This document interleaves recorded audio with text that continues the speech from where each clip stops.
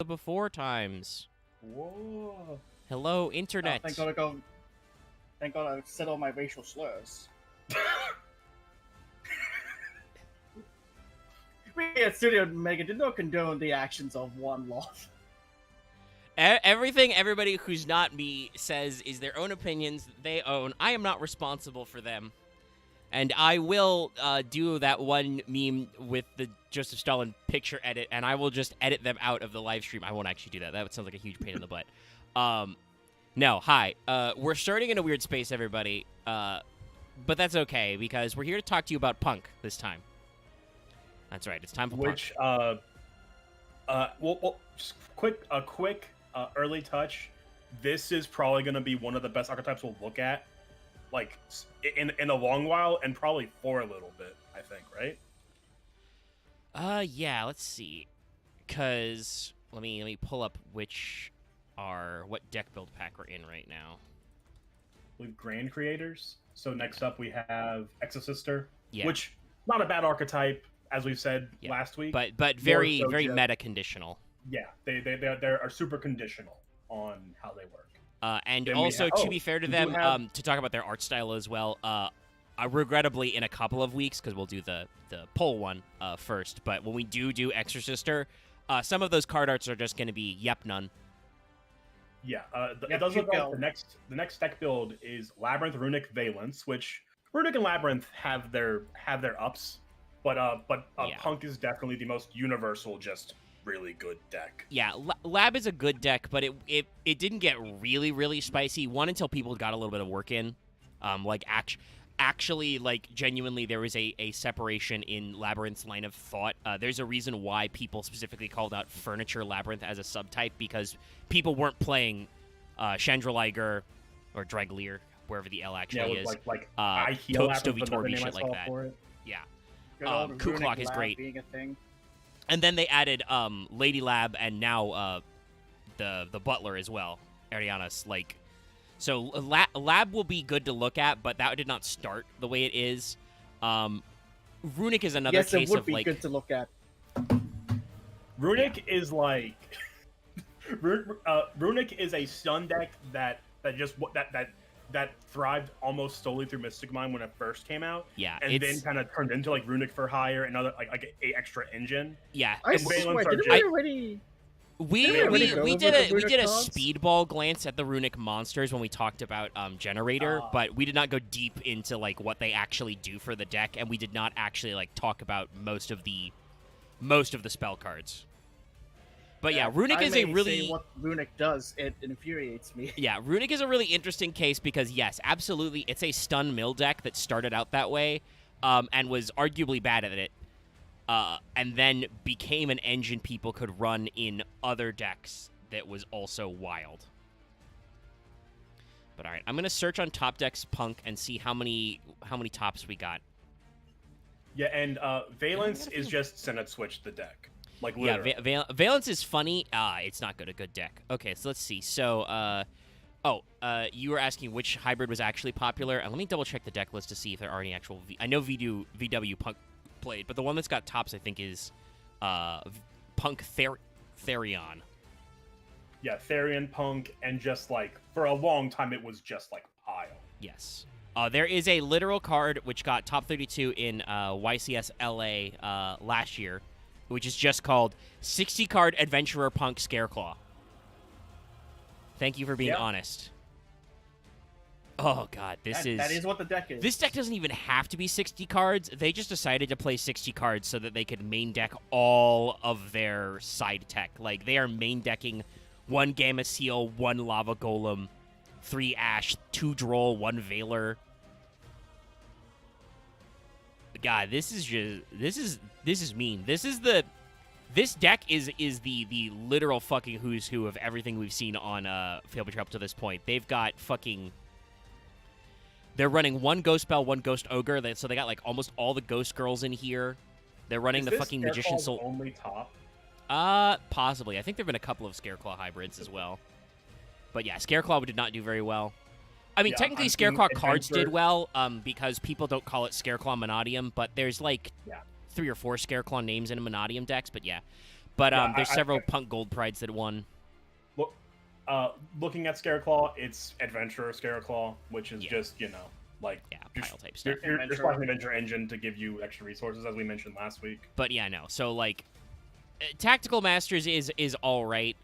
Arguably the next deck build pack we're gonna get that actually has its time in the sun is Amazing Defenders, which is a couple packs down, because that's Mikanko, Pearly, and Rescue Ace. Pearly. Yes. Yeah, and all three of those are pretty solid. Like, Mikanko is probably the stinker of the trio, but it's still a pretty competent deck. Yeah, Mikanko is the weak one, but that's because Mikanko is absolutely a blind second anti-meta deck in its own right. It's just like, no, I'm going second, and I'm playing Kaijus, and we're just gonna see if you've got the guts, buddy. Like that is a deck that is perfectly all right. That's right. When we get to Wild Survivors, I'm gonna have a fun time because that's Transcendosaurus, VS, and Nouvelle, which are all fun to look at. It's also you said the Nouvelle? Yeah, Nouvelle. We get to have Hungry Borgar. Another deck that I actually, thanks to Master Duel, know how to play and have played a lot. Spoilers, Nouvelle is much like Mikanko. Nouvelle is another, like, not quite blind second because you have going first plays, but it is absolutely a weird anti-meta pick that's all about tributing your opponent's monsters. Not to say that doesn't... I want to say this, chat, before we go any further. When talking about playing a game of Yu-Gi-Oh!, you can get a lot of wins in Yu-Gi-Oh! Just because your opponent refuses to acknowledge that you can do anything and will not try to understand what your cards do. It's very similar to, like, when you're playing a fighting game and your opponent just doesn't block low. Like, if they do not answer your very clearly telegraphed low punish, or your very clearly telegraphed, like, boss monster. Yeah. You can just win games doing that. Sorry, I'm just thinking of all the times I've watched out-of-context Lythero clips, and it's just, don't jump. The other guy immediately jumps and gets Android 16'd. Yeah. But yeah, no, like, there are just some people in Yu-Gi-Oh! Who, like, refuse to try and learn what your deck does, and are just like, nah, you can't do anything. Hey, guess what? Guys playing Chaos Max in the Ritual Festival. Nouvelle don't target. They just say tribute an attack position monster you control. I will turn Chaos Max into a burger. You have to be smarter than that. My favorite part is when I bring out the fucking howitzer, Ancient Gear howitzer, and people still try to fucking target it with effects. Yeah, I don't know about that one. I think sometimes with unaffected cards, like perfect towers, people are just like wishful thinking. And also sometimes, like you'll see a card that you've seen so many times, that card doesn't do anything, and you'll try to MST the time Gazer Magician. You know? Yeah, no, there are definitely times when you would just forget what shit does, but yeah. So Punk is a interesting archetype. They are psychics. They are mostly odd numbers, but not all odd numbers. They have a thing with, like, specifically 3, 5, 8, and then 11 is their, like, really big synchro. This also, by the way, we will probably look at him just because I don't know when else we would. Probably I will pull up Psychic and Punisher in this as well because he's a level 11 Psychic Synchro who is, like, also a Punk boss monster. PTSD. Yeah, he's a Punk in all but name only. Yeah. Pep is a key part of the deck. By the way, I brought this up before, but I would like to reiterate. Punk is a deck I actually know decently how to play. My current Master Duel ladder deck is Punk Gold Pride. I have used, I think, all of these cards and know what they do, or at least looked at some of the spell traps that aren't used as to why they aren't used. Omega kicked my ass with the Media Pro. Yeah. I know it works. I wasn't sure. I double checked. Pep was introduced in a set that had Punk support in it, so it's very clearly it was timed. Yeah, they were trying to do the psychic juice. We do have a little bit of lore about these guys. It's pretty simple. They say the art group Punk, which is an abbreviation, but we do not know what it stands for. I don't think they've ever tried to explain what PUNK means. It's got enthusiastic following on the streets and with the public. Inspired by classic Japanese art, they combine them with cyber art to create elegant yet punk worldview. AKA, this is just Jet Set Radio, the archetype. Yeah. Yeah! Like, this is just, what if classical arts were also, punk? So it's this giant kit bash of Jet Set Radio, cyberpunk, just all of these like vaguely futuristic settings, just thrown into even fucking Samurai Jack. You could probably even say with the hyper neon lighting going on. It's true. He was flying to the future. Yeah. Yeah. So and these get back. Yep. Back. Samurai Jack. But so each of these guys has different subtitles. They're all united by the punk moniker. But our first here is Gagaku Punk Wagon. And so Speed Wagon. Gagaku is a style of Japanese music. It literally means elegant music, but it's a very very classical style of Japanese music. And so, do we want to run down the 4 subtypes, or do we just want to go? So I don't have to do this over and over again. Yeah, they have 4 major sub themes, and then we also say punk jam for a couple of guys. Like some of the synchros are punk jam. I don't know if they've got a source on it, but the wiki seems to suggest the punk jam is just the idea of a jam session. These guys come together to just impromptu together. So this guy and several other cards are part of Gagaku Punk. There is also Jori Punk, which is another type of Japanese music genre, but it is a more lyrical piece. Like usually it's a kind of basically like song storytelling. Normally you express a narrative through lyrics just over simple flute music. And then some that many of our fans will probably follow. There is ukiyo-e punk, which is based on ukiyo-e ink painting and woodblock prints. And there's also no punk, as in nogaku, no theater. Yes. Which is also a thing that the people at home will get, probably. So, yeah, you've got, a mix of a lot of different themes. You've got, classic traditional music, which is much more focused on the instrumentation. You've got more, like, storytelling music. You've got no theater, which is, very dramatic, and ukiyo-e, very, very elegant ink painting. And yeah, so Wagon is part of the Gagaku sub-theme here. You can tell he's got, his drum and his stick. He's got a very classical costume. Yeah, so normally when you see a card like this with so many colors, it looks like a giant mess. Every single punk does this, and they manage to pull off the color theory incredibly well. Yeah, I think the artist, I mean, obviously they would have probably had to prep, but I think the artists and the colorists, if they're separate, have very carefully picked colors that work together. Like, this guy's got a kind of like a gradient. Like, he goes, he's got red in his pants, and he's got kind of a deep gold yellow that kind of fades into an orange, but it goes with this very light blue. And there's just a little bit of purple, like, along with the gold. Yeah, I'm gonna nerd out for color theory for a bit with some of these cards. Wagon is definitely, I think, one of the best single cards in this archetype, because it's this incredible suite of a lot of warm tones, and also the opposing tones with that bright orange and bright blue. It works, and you have the dark purples accenting all the brighter shades to keep it from getting too harsh to look at. Yeah. Because if you look at this guy, he's got 7 colors on him, at least, and it all looks pleasing. But I also want to say, not just for the color, but also shout out to the artist for the line work. This guy looks very clean. I can look at any part of this and tell what that is. Some of them are a little silly. He has Christmas light LEDs in his knee pads, for instance. But that doesn't really, it's punk. Whatever. It doesn't matter. It's style over substance. They are performers. Their outfits are going to look a little bizarre because it's part of the performance act. Yeah, it all works. It's meant to grab your attention. Yeah, I can tell what everything is. I can see these classical clouds. He's got kind of holographic wings behind him because he's clearly wearing some kind of bird themed costume.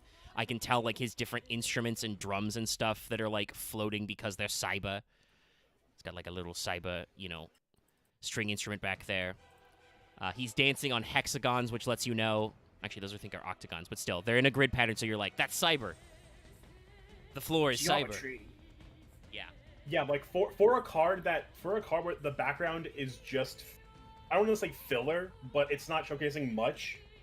Like you can clearly get the design tone and space from everything happening in this artwork. Yeah, it's very abstract. Like, it is not, I don't want to say it is minimalist because there's a lot going on in the background, but it's all, like, literally abstract shapes and, like, Japanese archetypal symbols, which works. Like, this is a guy who is literally street performing right now, and you can see the scene in your head of, like, this is a dingy neon cyberpunk street, and just suddenly it becomes, a light in color because this guy shows up. Does a little dance. Forget the name of it on top of my head. The fold out fans is kind of, like, on the top left is kind of like what it's a mix of, like, both hills, but also like that fan, the fold out fan the thing. Fan motif. There's some classic blossoms. My brain is blanking on the exact word for that. Yeah, but yeah. So Wagon looks great, is great, and because they are psychics, they pay life points to do things. Also, why Pep is incredible in this deck. Yeah.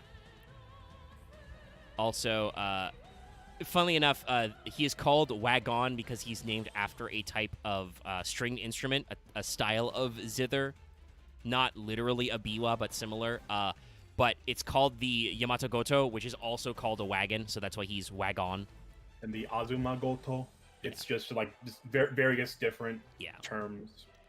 Wagon here is an Earth Psychic Tuner, level 3. Many of these the smaller guys will fall into that category, but we'll speed through a few of them in different zones. All the smaller guys are Earth, and our two, like, main deck boss monsters are Light and Dark. Yeah, so you got a little bit of variety with the attributes. They're not sticking too strictly to anything. He's only got 900 attack, 600 defense. This is a thing I will say that is definitely an intended theme. Even the level 3 punks have pretty weak stat lines. You are not meant to summon one guy and stop. You really need a way to combo. This is why they go so well with decks like, Gold VW. Pride, or even, VW, or even Scareclaw, like, because I think Scareclaws can special summon themselves if there are defense monsters on the field. So, they also just love, because, since some of them are probably level 1, they also love running E-Telly, which can help them get out. No, E-Telly is caps at 3, so you can just special summon them. I thought it was at 1. Oh, fuck. No, E-Telly is level 3 or lower psychic monster. Yeah, never mind then. All the level 3 monsters in this archetype are tuners. That's a big one. Yeah, so, like, any kind of extension you can get, you can go into your extra deck, and it works really well. But you are absolutely not meant to leave the little tuners on the field because all of them have very bad stats. Oh, yeah, no, they're little weenie babies. Yeah. So Wagon says you can pay 600 LP. This is the thing we talked about. You're going to be paying life points. It's psychic. Add 1 punk spell from your deck to your hand. When your opponent activates a card or effect that targets a punk monsters you control, or when your opponent's monster targets 1 for an attack, quick effect, draw a card. You only use each effect once per turn. So they do have recovery effects. Like, a lot of them have interactions when your cards are targeted or attacked, so you can have them on the board. It's just not ideal. I don't think I've ever had a Wagon on board long enough to activate its draw effect, but it is a trigger effect when your opponent targets monsters you control. So there are certain spell traps that, like, you can draw as a response to, like, your opponent tries to, like, Phoenix Wing Wind Blast you or something, Yeah, they're all the level 3 punks have a pay effect and also a wall on field effect. Actually, I think one has a graveyard effect. That's Xeomin, right? Yes, Xeomin. Also, I should let everybody know, like I said, ratio-wise, you're not usually running too many of first star Spell Trap Searcher here, and then the second card I'm about to pull up is the Trap Searcher. That's just because for a deck that has such good monsters and such good extra deck, the Spell Traps in Punk are just merely okay. None of them are, like, killer. So usually, because you're hybridizing this deck, you're only running, like, 1 Wagon, 1 Madam Spider, to spoil the next card name. But they're still in here and are very good. A major thing because of that is that all the punk spell and traps facilitate a punk style of a punk deck. not a punk splash. Yeah. So this is Or our punk first one, as I mentioned here. She is the first Jody punk, Madam Spider. It's, pretty normal stuff. There is a Jody play which is about spider threads, so that's why she's Madam Spider. Is that Jorogumo, or is that the thread of fate, or am I just thinking two different? It might be related to the Jorogumo narrative. Oh, having it blown up close, I can now see the person behind the pretty lady. Yeah, neat. I think based on one of the traps, because notice that Madam Spider has like robot hands. I think that the person in the like dark costume may be supposed to be the performer puppeting Madam Spider. Yeah, I was going to say this is definitely a puppeteering situation. Like, yeah. I've been reading it because you've been shilling a save data bio. Been reading Naruto. This is 100% Kankuro. Yeah, the intention based on classic, which is based on classic Japanese puppet arts, same as the Katakuri monsters. So yeah. This is another case where, again, the background is very abstract, but it works, especially because I think that it seems like the artist has, like, divided the space very well. Like, you've got clearly delineated, like, this kind of, like, grassy hills pattern on the floor. You've got some angular patterns on the sides, and then, some, like, a little bit of a cross at the top. Yeah, I guess realize what it's I think what it's trying to evoke. It's trying to evoke the background of the stage kind of coming to life in this, like, 3D style. Yeah. That's probably what they're going for, yeah. And, like, I love all the little details on the actual, like, Madam Spider puppet. Like, even though it looks like she's, like, all, like, metal, like, everything is rigid, she's still patterned like she's wearing multiple layers of kimonos, all of which have little different patterns, which are super subtle, and you would never see when you're holding this card in your hand. Especially because being part of a deck build pack, a lot of them have various rarities, right? Yeah, Madam Spider is a super, so she's foiled. So, like, depending on the light, you're never going to see some of these details. Yeah. It's not a secret rare, so it's not the worst, but, like, yeah. I do love the giant hair. Like, I don't, like, it's another, like, small detail. Oh, not small in this case, but it's another detail on this, on the robot, the puppet. Like it's all about drawing your eye to them. Yes, it looks goofy, but that like every part that looks weird is meant to. Like it all has purpose. It's all stylized. Yeah, no, it's great. So Madam Spider has the exact same stat line as Wagon, Earth, Psychic, Tuner, 3, 900, 600, and she just says you can pay 600 LP to add a punk trap from your deck to your hand. When you activate a punk card or effect that targets a card your opponent controls, except during the damage step, quick effect. Target a face-up monster your opponent controls attack becomes halved until the end of this turn. You can use each effect once per turn. So, like I said, you almost never get her second effect off. But still, it's an okay one. You can absolutely engineer that to happen. Yeah, well, like Madam Spider is when you activate a card. So yeah, like in theory, you could pop this off for doing some really silly plays. Yeah, I'm pretty sure the idea is because I think those are also both Jody themed, but at least one of them definitely is. I think the main idea is to search a trap card on your turn, set it, and those will target a card so you can get her effect. Yeah. It is probably not worth leaving her on the board to get that effect. Like, usually you're probably going to want to Synchro Climb or Xyz over into something else, but if you end up in a bad way, it's an option. Like, yeah. The spell and trap searchers effects really rarely come up, but the fact that they're there is not bad, you know? Yeah. All right, and yeah, I've arranged this in a level order, so we're gonna do all the threes and then move up.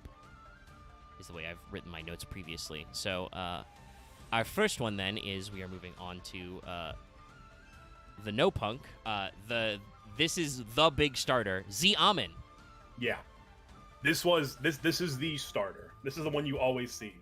Like, I've never noticed like the flutist, like little ghosts, I guess. Yeah, there's a couple different like no masks playing roles. Z Amin's name comes from Ziami Motokiyo, which is one of the founders of No Theater.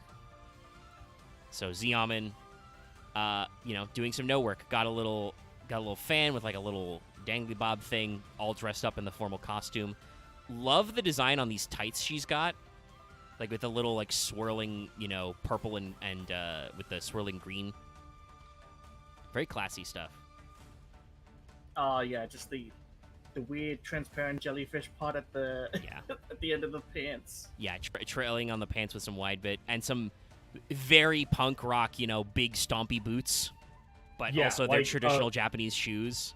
I do know that Samurai Jack is inspired by cyberpunk and stuff, but it just keeps coming to mind when I think about it. As the Dance Club episode of Samurai Jack, if you guys remember that. Sorry, I'm nodding. Mm-hmm. Yeah, it's been a bit. Like all these clothing styles like very much reminisce like just that entire episode and like all of the insane shit that was on the screen for that episode. Yeah. No, and again, it's honestly I feel like with Z Amin, there's not a lot to say about her because she's just, cute girl, very nice, thumbs up. Now, is Z Amin Deer Note, and I think Z Amin is supposed to be all the higher level ones as well, correct? So, I believe based on the lore, because the wiki page says it, let me double check the thing. I think it's saying that Deer Note is her sister. Let me see, is that also a no?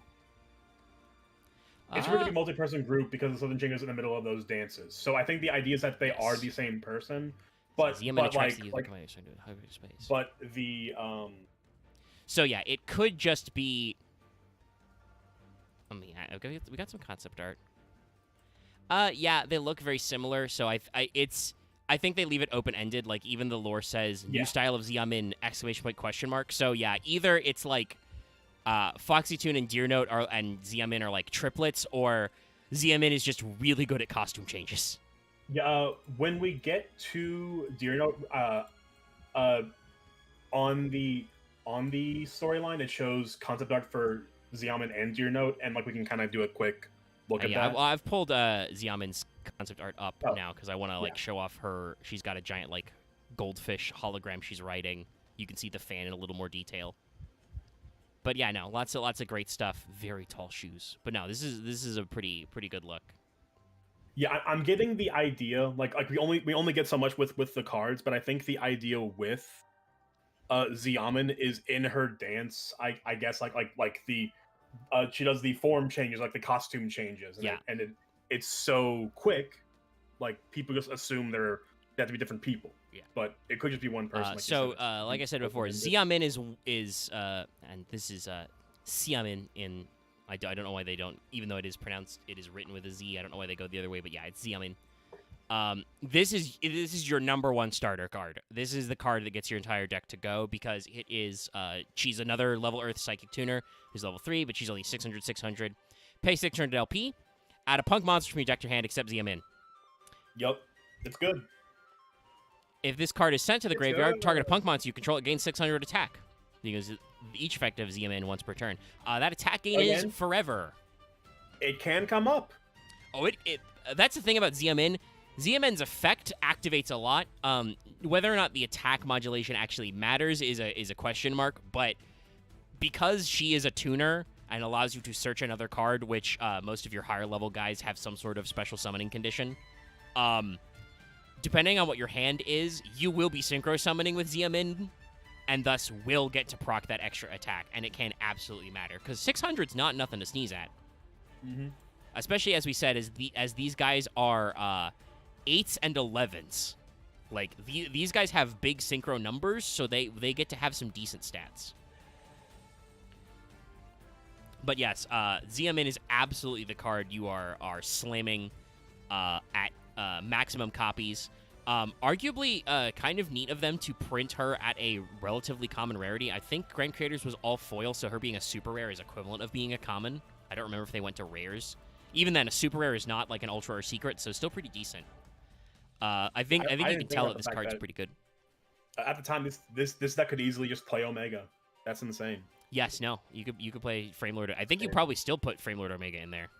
Probably. He's a psychic, and his effects are spicy. As somebody who played pure Psy-Frame, that shit was good. Yeah. I think it also says a lot about Xiamin that Xiamin has been reprinted, even though this deck is only like barely 2 years old. was reprinted in Monstrous Revenge as an Ultra. Got a rarity bump. Yeah. They knew. Yeah. And she is an Ultra in Master Duel. Like, they knew. They're well aware this card's cracked. One of the few times Master Duel's rarity system actually worked. Yeah, I pulled, like, I opened the new selection pack that contains Diabell Stars today, and I got, like 6 or 7 Ultras, which was good, because my last 10 pull had no Ultras. Half of them were cool fucking guy. useless, because they were, like, random TG Ultras that probably shouldn't be Ultras. Tech genius? Like, why is Rocket Salamander an Ultra? I know it's a good card, and it's a level 1 fire, but, like, TG's not that good, Master Duel. Yo, but it's a level 1 fire. It's crazy. Yeah, but you know what else is a level 1 fire that's in that selection pack that I now own? Poplar.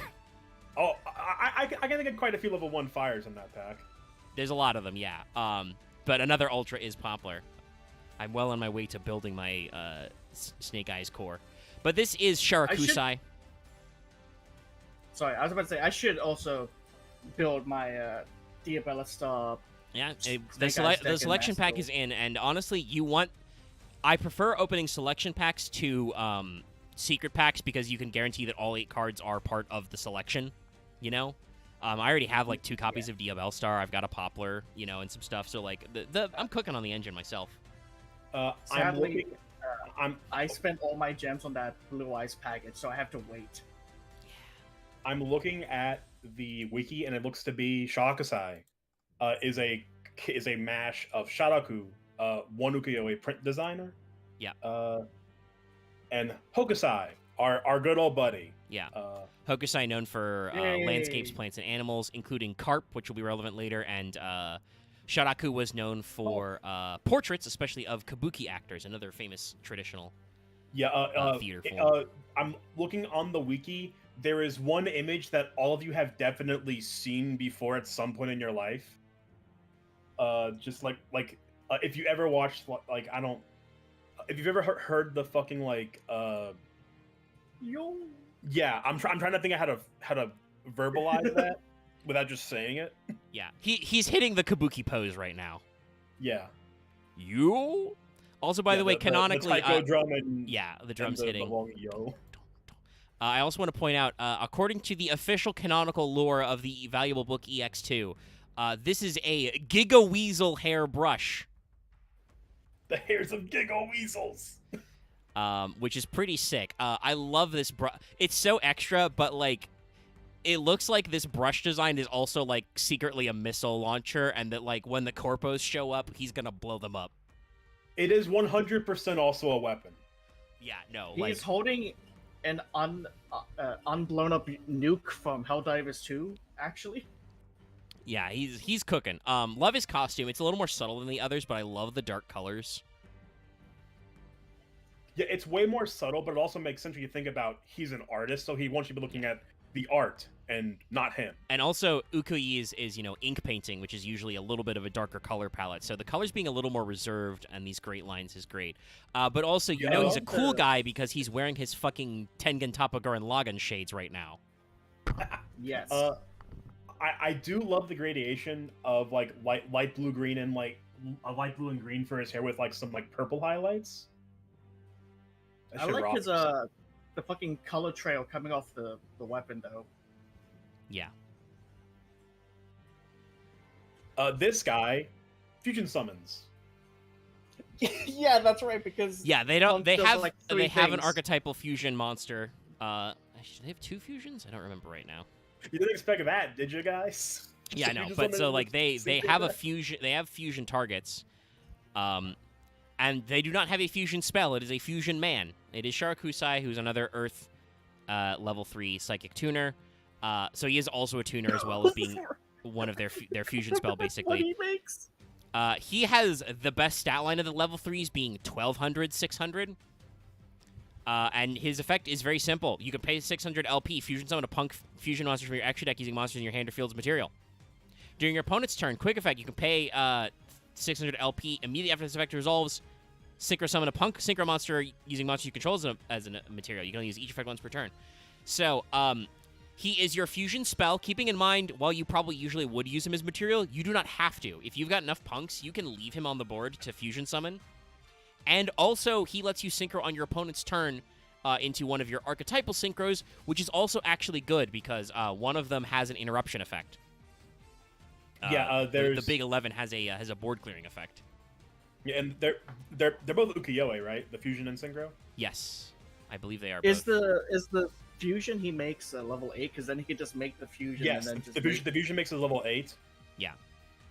Yeah, and then synchro on the opponent's turn. Yeah, it's the two highest levels are Ukiyo-e Rising Carp and Ukiyo-e Amazing Dragon. So yeah, makes perfect sense. Harmonic synchro fusion on legs. Basically, yeah. Not like pure exactly that, but yes, he is your fusion spell, and he is still a tuner, and he is on your opponent's turn a quick synchro effect. I forgot this was a card. Ziaman and Deer Note are two different people. Oh, is there a spell card or a? No, Jam Dragon Dive is both of them. Okay, so yeah, that. But are they triplets, or does one of them do the costume switch? I think they both have a costume switch as well. Is the idea? That might make sense. Well, speaking of which, let's pull her up because she's the 5.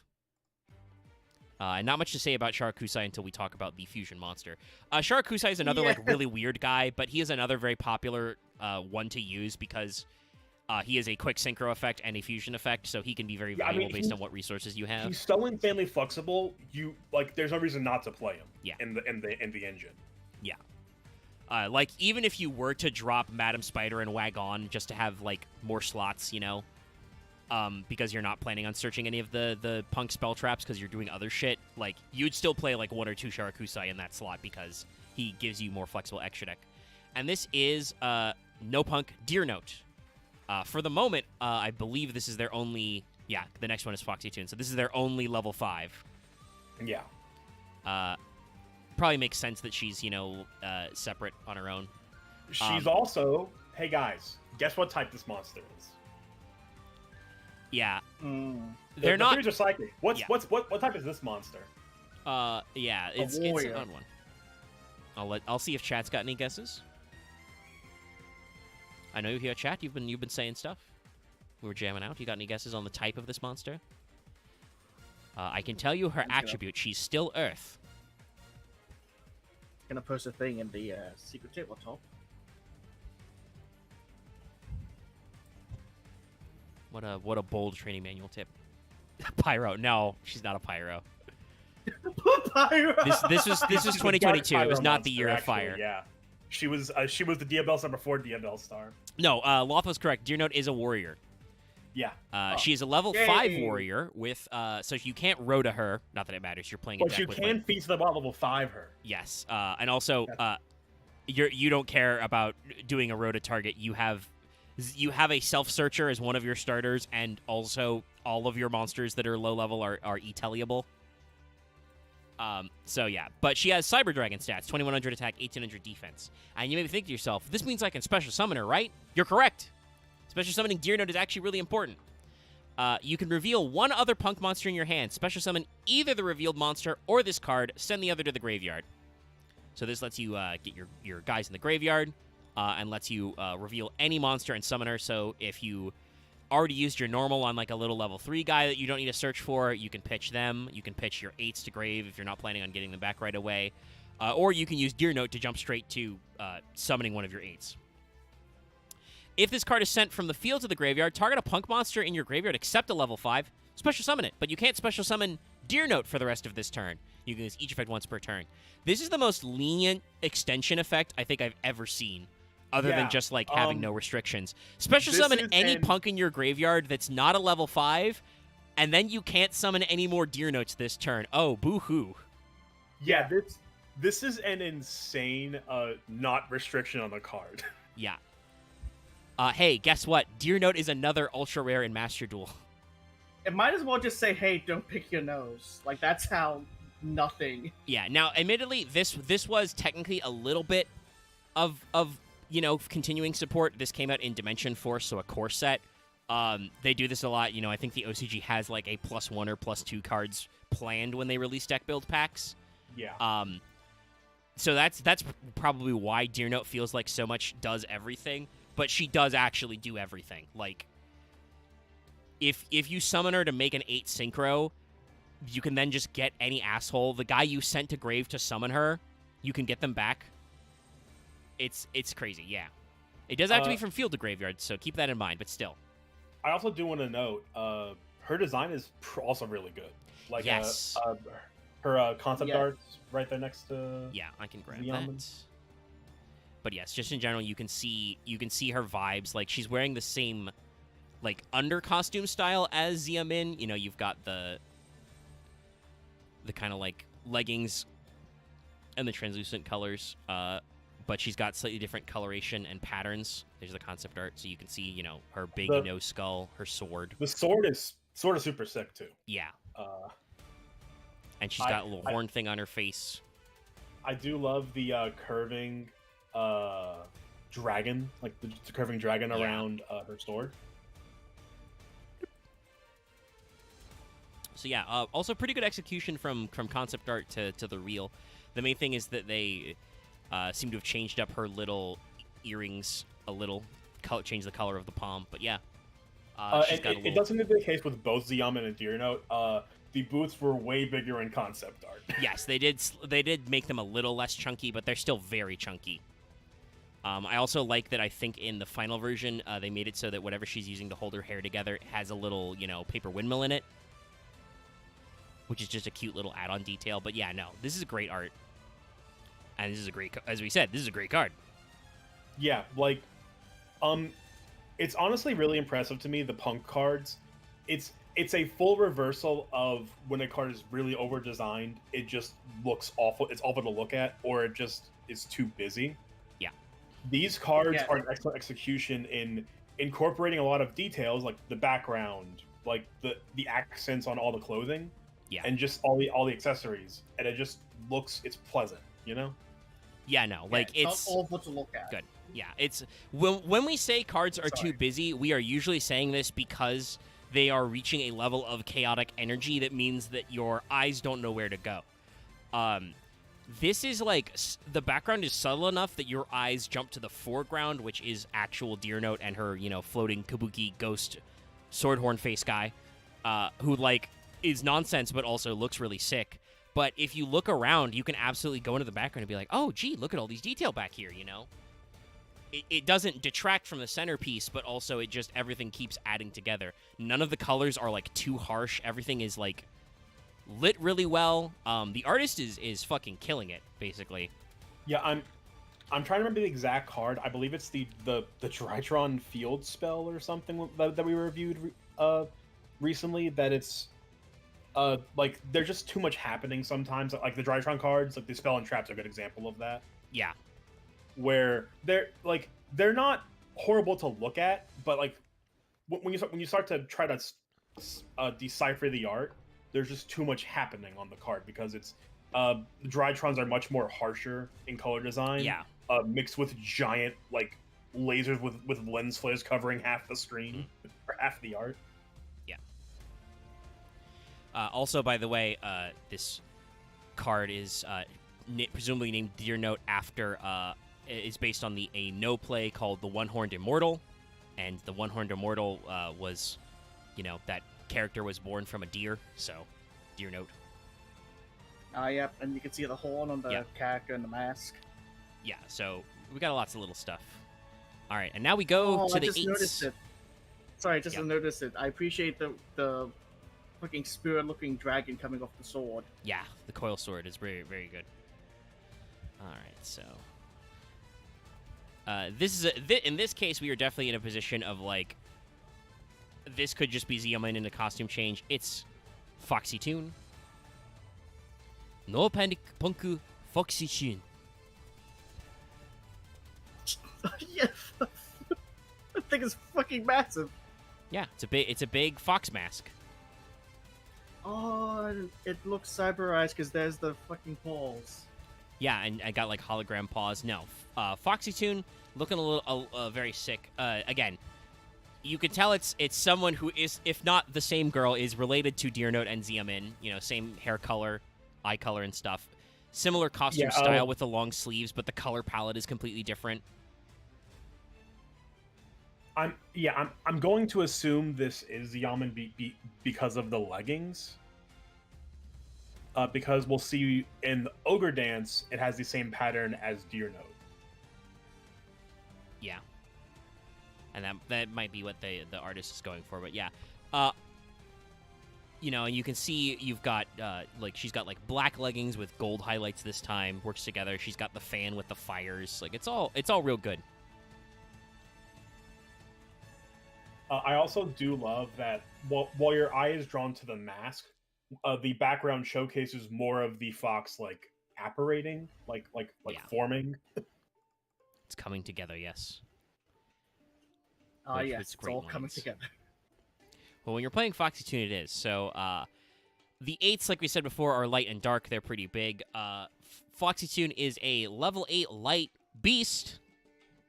So we're starting to get into the, Punk primarily for their psychic synergy, but they are technically a multi-type archetype. This is why they do not typically type lock you, which is why they work well with stuff like Gold Pride, which is also, multiple types. Adventurer is another, like, multi-type engine. Therions are all different types, so there's... Basically, any deck that doesn't type lock you is really good because you can access your full extra deck and main deck here.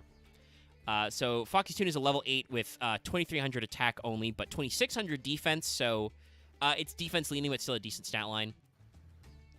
Once per turn, when this card destroys an opponent's monster by battle, you can gain LP equal to that monster's original attack. This doesn't come up a lot, but can come up and is good for longevity for the grind. Yeah, it's a good grind effect, but it's not. Yeah, it's not going to come up that much. The main effect, though, is you can only use each of the following effects of Foxy Tune once per turn. You can tribute one punk monster to special summon this card from your hand. So both of their 8s have this effect. You do not need to normal summon them. You can normal summon a punk, use their, like, search effect, and then summon your big one. So that they're relatively easy to summon despite their high levels. Also, you can send this card from your hand or field to the graveyard. Send one other card from your hand to the graveyard. If you do, special summon one punk monster from your deck, except a level 8. Any of them. Any monster that's not a level 8, you can summon them. Yo, it could even get Deer Note. Yes. Not that matters, because, Deer Note has the hand effect, but also the field effect's really good, which, hey, by the way, means you can just immediately summon back Foxy Tune. If you summon Deer Note and then sync her off, or link her away, or anything, fuse her away. And then you can e-tally. Yeah, no, like, again, this deck is immensely flexible with its summoning conditions. It's not really a swarm deck because you have a lot of hopts. There are a set number of summons you can do, but in playing this deck, there are so many ways you can start this combo, and so many plays you have as a result of the level combinations. Like, I would argue because of the way cards like Pep works, and the way even their own in Archetype 11 works, it wants your opponent to have cards on board. Punks are probably better going... Punks themselves, anyway, in a vacuum, are probably better going second. But there's a lot of really good plays you can make going first. Making Berserker of the Tenyi is really easy. Draco Berserker, the 8 sync. Mm-hmm. He's very easy to make, and that gives you a negate. Because all of your little guys are level 3s, they go very well into the Archetype Xyz for Gold Pride. You can make Carrier Carry very easily, which lets you, do a whole search combo and stuff like that. Like, it's all very well flowing. I will say I'm very glad that we do have the Master Duel print of this, because Foxy Tune is a card that has never been printed below, like, a proper secret rare. Actually, no, she was an Ultra and Grain Creators, so there'd be a little bit of foiling. The print they have for Monstrous Revenge is secret rare or quarter century secret rare only, so, like, you can't see shit in that version of the card. She is just a literal blur of colors. Here, let me show you guys the scan for comparison, just to see how fucking quirky this is. While Omega pulls that up, the other just insane part of this, in a competitive sense, is that you can get this entire combo off a Xiamen.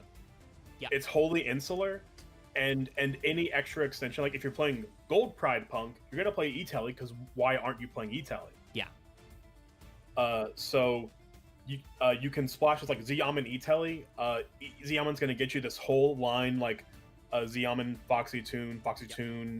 Varian's got the line in the chat. It's E-Telly, summon Xiamen, search Foxy Tune, pitch Foxy Tune, summon Deer Note. You can now sync 8. And when you sync 8, you'll send Deer Note to the graveyard, which means you can summon back the Foxy Tune, etc., etc. Like, it's a very powerful advantage engine that, as we said, gets off just one starter. And obviously, while that line is very ashable, there are multiple failure points in that.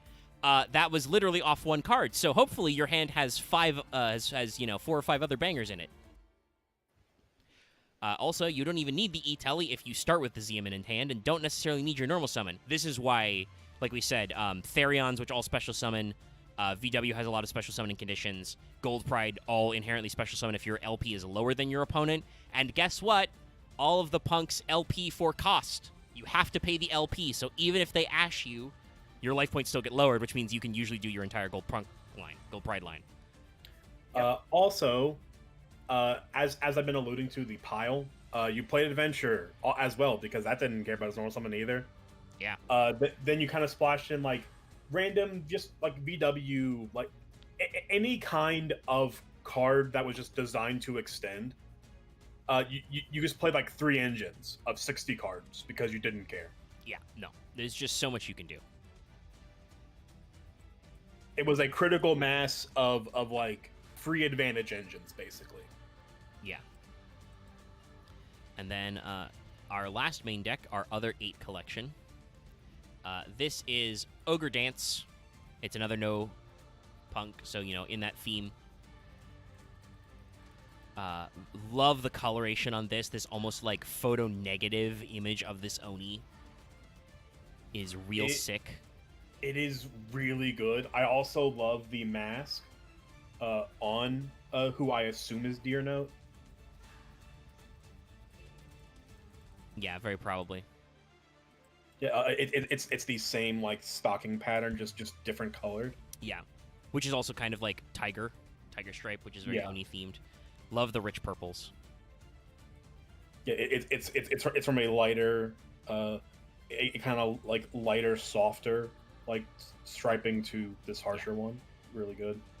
Love the kind of change out of the like earring thing, earring ornaments. Yeah.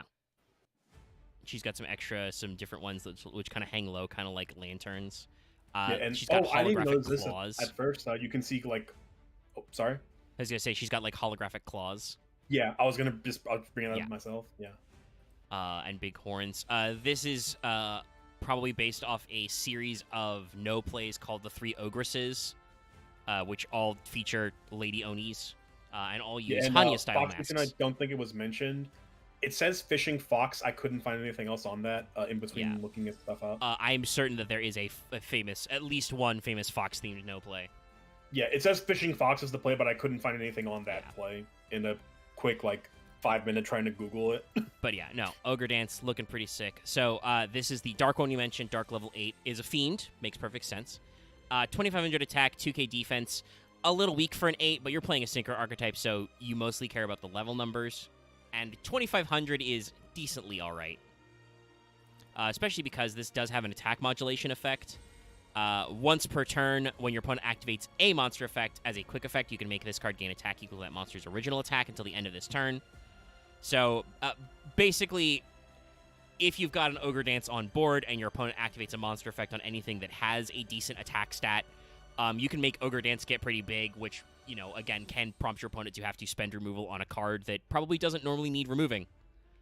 It's also a really funny a chain to a hand trap.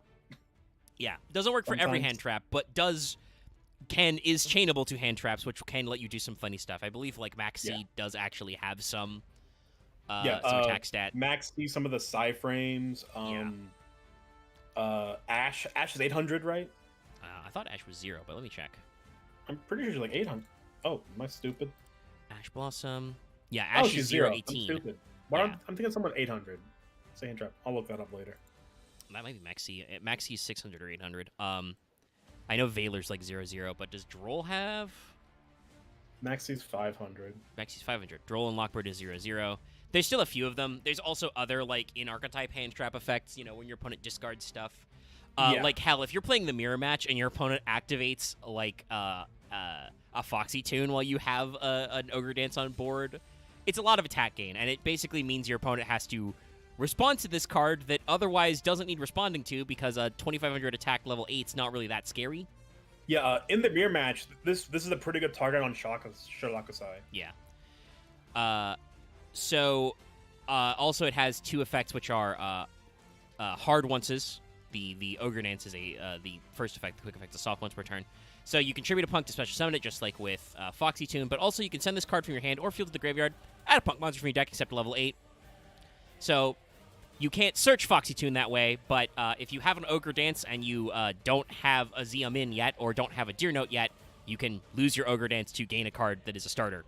And I love the way they've designed this deck because, at least on the punk half, if you're drawing monsters, there's basically no way to brick. Yeah. If your ratios are correct, you will have starters. And it's just great. Double check. This is a level 8, right? Yes, this is the other level 8. You don't even need to run trade-in. Yeah, no, both of the level 8s discard themselves. So, like, it's amazing to see how Konami has learned lessons from, like, absolutely in the past, cards like Ogre Dance and Foxy Tune, even though they would have had their utility, would have only been, like, send from field or when sent from field and shit, and you'd be like, well, how the fuck am I going to get this guy out there? I have to, like, tribute a punk monster minimum? And they're just like, no. Doesn't matter. This card is not a dead card in your hand. Like, it's all out there, and so it's really good. The main thing you're seeing, chat, is that, as we've discussed previously, this deck is very weak to Ash, and it is very weak to Droll. You have several effects that want you to add from hand, like Ziamin, adds to hand, Ogre Dance adds to hand. If you're using them that way, you can get locked out of extending your combo further if you're not careful. And special summon from deck, they do a lot. So you can get ashed really easy by searching or special summoning. But still, very serviceable. Alright, so our first card to talk about is one of their synchros. This one was, it's actually, like, I talked about how they have 8s and 11s. Obviously, because Deer Note wasn't one of their originals, they did not start with an 8. So their in-archetype 8 synchro was added later. This is Punk Jam Dragon Drive. And so you can clearly see that there are indeed two Ziamin type beats. Also, Sharakusai's here too. He's still doing the pose. But yeah, this is Dragon Drive, and like this should melt my eyeballs. And if this was a Web 1.0 like little glinty thing, I can just see these rainbow colors fucking dancing forever. But they don't actually do that, so my brain isn't melting. Yeah, I think this. I think this is the prettiest card in the archetype because it's just incredible how it's able to pull off the neon without harshly, without being abrasive. It all really flows well. Yes, it looks really great, and this is just you can see obviously one of them is probably Deer Note and the other would be Ziamin and then Sharakusai, all of which are cards that can make this. And it gives them an in-archetype, 8 to summon, which is really good. Also, hey, this came out in Pote, Power of the Elements. Rack up another win for Pote. Jesus Christ. Yeah, Power of the Elements, crazy set. So, Punk Jam Dragon Drive, which again, in the OCG is just Punku Jamu Dragon Drive. Like, just great names, is an Earth Psychic Synchro, level 8, 2700 attack, 2400 defense. So, middle of the road for an 8 Synchro. Can beat up Stardust Dragon, a thing we like to use as a standard here. It is mostly generic. It does require a Psychic Tuner, but that is its only requirement. And guess what? There's a lot of Psychic Tuners. Yeah, this... You can go into anything with this pretty easily. As an 8, it's really easy to make. Sync 8 with a Psychic Tuner, easy. Obviously. If this card is special summoned by the effect of a punk card or synchro summoned, so yes, it does have built-in effects for if you summon it back off a Deer Note, You can pay 600 LP, take one level 3 psychic monster in your deck, add it to your hand, or send it to the graveyard. So just gets you your LP pay, lets you search any level 3 psychic, and either foolish it or add it to hand. Great effect. If your opponent activates a card or effect in response to your punk card or effect activation, which includes this card, while it's in your graveyard, you can special summon it. So also it can proc itself because it has a built-in recovery effect. You can use each effect of Jam Dragon Drive once per turn. So yeah, a perfect Sync 8. It's as long as it doesn't get banished, it'll always be in the graveyard. Yeah, it is a hopped, but it is always live to summon back. Because it's just whenever your opponent does anything while you're summoning. And it just goes great. It's not insane by itself, but it kind of forces your opponent to out it. And also, I think just in general, having a in-archetype Sync 8 that extends when it special summons itself back, because it is itself a punk card, so it triggers its own first effect. But having a Sync 8 that you can always get back is great, because that gives you a lot of flexibility in your extra deck, because it means you will always have materials to go into one of your 11s, basically. Yeah. Like, it just keeps coming back, it just keeps juicing you up. And also, it's, it is a synchro, so, like, there are some high-level synchro cards that require other synchros to double over. Obviously, it's too high-level for Crystal Wing, but still, it is a very solid piece that like Vesper said. Your opponent will eventually have to think about how they are outing this, or they just have to, not chain anything ever. Yeah. Yeah, it either becomes, okay, I have to OTK them in a single turn, which some decks can still do, but for the grind game, this card is forced out. Like, you cannot let this card constantly recycle. Yeah, it means that your opponent is always getting material back, which is crazy. All right, so let's look at their other synchro, another Ukiyo-e. This is the big boy, their Sync 11, Ukiyo-e Punk Amazing Dragon. Yeah, so Amazing Dragon kind of showcases a very popular kind of theming in some ukiyo-e paintings and just general Japanese lore, right? It's the carp carp swimming up the waterfall. Yes, if a carp swims up a waterfall, it can turn into a dragon. I know some of you in chat have played, the first Yakuza game. You know how this works. Or Pokemon. Also true. Oh, yes, Gyarados and Magikarp. Here's his concept boy. art. It's pretty cool. I love that Amazing Dragon has hands. Yeah. They're just kind of floating there. That's pretty cool. Oh my god, what? That's fucking scary. I'm gonna get you. But yeah, no, he's fucking, flowing out there. Sharakusai's riding the dragon. Amazing Dragon is just sick. This is rad as hell. Yeah. And like Omega mentioned, ukiyo-e kind of incorporates darker tones. Yeah. It fits into how Amazing Dragon is designed. Yes, he's got a much more of a deeper, almost maroon, purple color and darker blues, with still some light blues in the fire effect, but we use these highlights very well. As opposed to, for instance, Dragon Drive, which is super bright colors. But yeah, chat, hey, I mean, some of you know this already because you've played these cards in real life, but I would love for chat to guess for me the attribute and type of this Synchro Monster. Oh yeah, this one. I forgot about this. Yeah, Amazing Dragon is one of those ones where, you don't think about it too hard because it doesn't matter, but it has actually a pretty unique combo. I'm going to take a wild guess and say worm. Any guess on attribute? Oh. The element? Fucking water. Okay, water worm. A decent guess. Yeah, Varen remembers. This is a wind sea serpent. What the? God damn it! Look, it is a sea dragon that is flying. Yeah, and I don't know, but I think it might be the only wind sea serpent. It's definitely the only one I can think of off the top of my head. I got Edapro pulled up. Let me check that. While you're doing, I'll run through the rest of its stats. It's a level 11. It's got 3k attack, 2800 defense. A little low for a level 11 synchro, but it's okay. You've got some other tricks up your sleeve. Good. You got it? There are 3 other wind sea serpents. Do you want to hear them? Yes. Tell me. Sky Star Ray, Air Orca, and Spearfish Soldier. Those fuckers are sea serpents? I thought they were wind fish. No, they of are course. wind sea serpent. Those freaks. Yeah. So yeah. God, those weird little guys. I remember those guys vividly because I think they're like rares or super rares in the set they're in. They are unironically pretty. Like Air Orca is a pretty solid like weird random fish sea serpent support that was like good. Just bizarre typing. I remember them vividly though because they were rares in like an Xyz set we did for like an Xyz era set we did for Prague that were like they're okay, but they were absolutely not the chase rares in that set, and I saw a lot of those guys. But yeah, so Amazing Dragon is completely generic, just one tuner and one or more non-tuner monsters.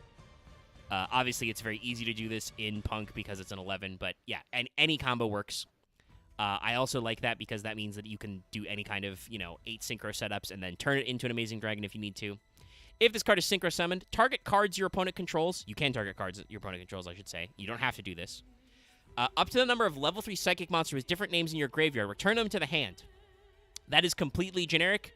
Level 3 psychics, any of them in your graveyard, good to go. Usually you have at least one because, you're synchro summoning this, but all of your searchers, your little guys, are level 3 psychics, so it's very easy to get them all in there. And there's lots of other good level 3 psychics. Gold Pride or VW, you're gonna have a lot more. You're gonna have some other level 3 psychics in your graveyard as well, or on the board. And so that can very easily turn from one targeted bounce to 2 or 3 targeted bounce. If you do this very late in the game, or God forbid it's like 5. Yeah, it's entirely possible because there are 4 separate level 3 psychic names in Punk. If you were playing a pure Punk deck, you could reasonably get quite a lot of those into the graveyard. You could technically be like, I can target and bounce 10. Fuck you. That means something has gone very wrong, but it is possible to do. So this is an effect that only gets better the deeper into the game you go. There are cards that Konami tries to design, like how I mentioned with Eldritch and other deck build pack cards like this, that get an effect similar to this. Amazing Dragon is always good no matter the game state and gets better, whereas some of those cards we've seen are only good when the game gets longer. Yeah.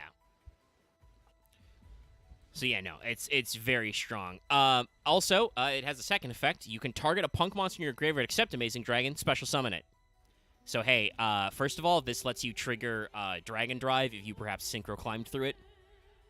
Also, this can summon back, any of your guys. You can put, Deernut up here. You can reborn one of your 2 level 8s. Again, talking about how, Ogre Dance can also present a card that's just requires a response from your opponent because you can make it gain, depending on what they're doing. Imagine if your opponent's playing Hero, right, and they normal summon Stratos. You can make Ogre Dance gain 18. Let me double check Ogre Dance. That might be permanent. Even if it's till the end of the turn. Until the end of this turn. Yeah, even if it's till the end of this turn. Go ahead. Thanks for giving PTSD, Omega. I've seen so many fucking Stratoses lately. Yes, the Hero deck is very popular in both the Legacy Festival and I think I've even seen some people trying to run hybrids of it in the Linkro Festival. And Sunrise is an awful card. Yeah, Sunrise is a pain in the ass, and he's really easy to make with the new Flame Wingman retrain, who's a really cool card. But yeah, the main thing that upsets me about Heroes these days is that because they haven't actually killed nothing has properly killed DPE and all the other guys. Every Hero combo is exactly the fucking same. I say this as a person who likes Hero. It bothers me that literally every Hero line is exactly the same. You do the exact same moves every time. Yeah, Hero is one of those decks that has kind of always been pretty cool. Yeah. It has had an insane stint of playability in burst and has just it's always in the background, but it very quickly became a constant off meta pick and has just gotten better.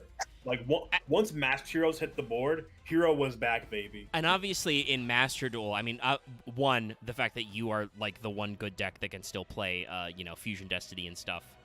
along with many other tools. Like, you'll see them in ladder a lot. But also, it is the Legend Anthology Festival, which is supposed to be anime decks. Even though this one is technically 5Ds themed, because it's like Legacy, Legend Anthology Amazing Speed or something silly like that. Acceleration, yeah.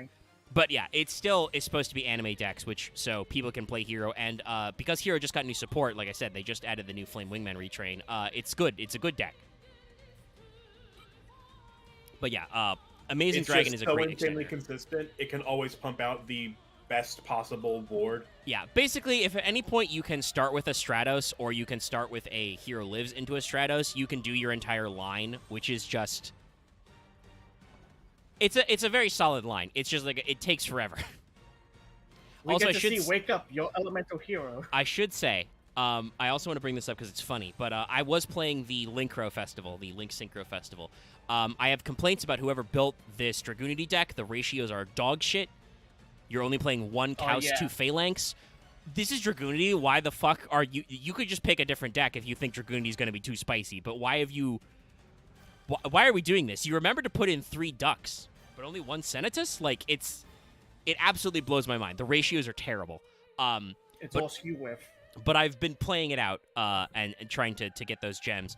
I got absolutely cooked by a guy playing Sulfur with Pendulum Good Stuff. Admittedly, their comboing off got me into a worse position because they were like multiple Astrograph Sorcerer activations. They had a Electromite. Electromite plus Astrograph means you can make Promethean Princess, which is a fire. Oh Electromite is a fire. So like, it was not just on the back of Sulfur, but like also they had like the 2 high levels, Kulia and the other one. I forget which one the 7 is. Wait, hold on. Sulfur and they're running Astrograph? Yes, because they're playing. Because he's a pendulum. Loth, remember? No. He's a pendulum guy. Know. And Electromite blows up a pendulum. I know, it's really annoying. There's a reason why Astrograph went to jail, and honestly, I don't think anybody should be sad if he ever went back to jail because he's just so universally applicable. I don't even think he's a hopped. I'm pretty sure they... I'm fine if he stays at 1. I understand if he gets banned. Yeah, like, they fucking... I'm pretty sure this person sent Astrograph to the extra deck twice and then added him back to blow up a card to summon him twice for materials. It was spicy. But they, like I said, they did all of this without actually pendulum summoning. So then they pendulum summoned like their 7 and Kulia and stuff. And I was just like, okay, you've done a full fucking board. You also still have the Electromite and the Promethean Princess on board. I'm cooked. I don't got any shit. I'm not getting out of this. Not playing this Dragoonity. That was the spirit of the Fail Patrol coming after you. Yes, no, it happens sometimes. Which is a terrible shame also because I think our Dragoonity episode is fairly popular, possibly because it has a unique thumbnail, but I talked about that deck. Dragoonity is actually, like, for a festival, a really good deck because they are also kind of like Punk, but in a different way. Definitely not as consistent, but Dragoonity is, with the addition of their 2 level 10 synchros, right? Dragoonity has an immensely flexible deck. You can make Ardbar and have basically, not literally unlimited, but you can have more than 1 monster negate per turn. So if you go first, you can set up a control board with, like, Search Oubliette, stuff like that, Ardbar negates. Or if you're going second, you can make Ascalon, whose effect is just, banish a guy from your graveyard, banish a card from your opponent's board, stuff, and just, wipe their board, punch the shit out of them. Yeah, no, Dragoonity are an insanely flexible strategy. Yeah. And I guess that does explain why they handicapped it a little, but it's just silly to me to be like, it's so weird because they give you 3 fucking Dragon Ravine because that's legal and is like good, but also they absolutely goose the ratios of the little guys you need. It's so weird, and you're playing 1 copy of all the big assholes. So you've got like Leviton, Mistleton, Armogram. Like, I'm just like, oh my god, Brick City, baby. You're playing Cards of Consonance in this deck, and you didn't give me shitloads of tuners. What's wrong with you? Anyway, let's pull up Rising Carp. Amazing Dragon is fucking rad. He's a great boss monster, and he's a great thing to do when you know your opponent has board presence you want to bounce back. Oh no! Sorry. Yeah. I'm like, oh, bug breach. How great, Bio Titan. Oh, a very big bug. It's a large bug. Also, yes, Martha's reporting there's no once per turn involved in Astrograph Sorcerer except for his pendulum effect. So if you keep cycling him back to your hand and blowing up cards, you can keep getting free materials. This is presumably why he went to jail once.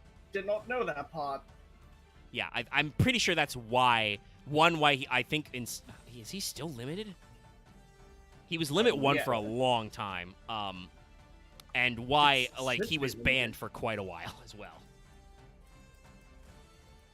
But this is Ukiyo-e Rising Carp. This is their fusion monster. It's Sharakusai, but he's drawing, a carp jumping. Yeah, this fucking weirdo. Yeah. Look at this little guy. I will not play the game. Omega summoned this guy on me, and I just said, this is stupid. I will say, the art is good. This is an extra deck monster that is this is funny because it's just Sharakusai hitting a different pose, painting a carp, right? Like, there's no costume change here. He's just chilling. He's just jamming, man. Yeah. Also, shout out to him for doing this fucking split, though. He's got the moves. I mean, even in Dragon Drive, he was just kind of there. Yeah, he was just in the background, just yeah. No, it's great. I will not make you play the guessing game, chat. This one at least makes sense. This is a water-fish fusion because it's a holographic carp. Level 8, 1,000 attack, 2,600 defense, so definitely supposed to turtle up, or carp up, as it will. It is technically generic in Punk. It is just any 2 Punk monsters. So which can be Sharakusai in anything in your hand. Yeah, basically. So it's really easy to summon. You can attribute this fusion summon card, especially summon 2 Punk monsters with different names from each other from your hand or deck, except level 8s in defense position. If you use Synchro Summon using this card as material, target a Punk monster you control. It can make a second attack each battle phase this turn. You can only use each effect of Rising Carp once per turn. Yeah, so similar to Sharakusai, Rising Carp is just such a weirdly flexible card that you're going to play Sharakusai and one of this guy just as an option if you ever need that to extend. Yeah, and this guy got better once they added Deer Note. When it was just the 3s and the 8s in the original Grand Creators drop, and this card also came out in Grand Creators, with Sharakusai. They gave him a fusion monster target. That just means that you, fish out a couple of your little guys to set up plays, right? Your level 3 tuners. Now that Deer Note is included, this means that you can tribute Rising Carp. If you have the Sharakusai to summon in your hand or deck, you can summon Sharakusai and Deer Note, and then on your opponent's turn, make Dragon Drive. You can use it to set up the plays because Sharakusai is a quick synchro. Note, it just says summon them in defense position, and they can't be level 8 punks. They're not negated. Yeah. This is also a great way, on your turn, if you only have Sharakusai and, a level 8 or something in your hand, like you said, you can make them with Sharakusai on the board and anything in hand. You can then use that to immediately go, okay, here's Xeomin. I have the starter. The deck is just so flexible.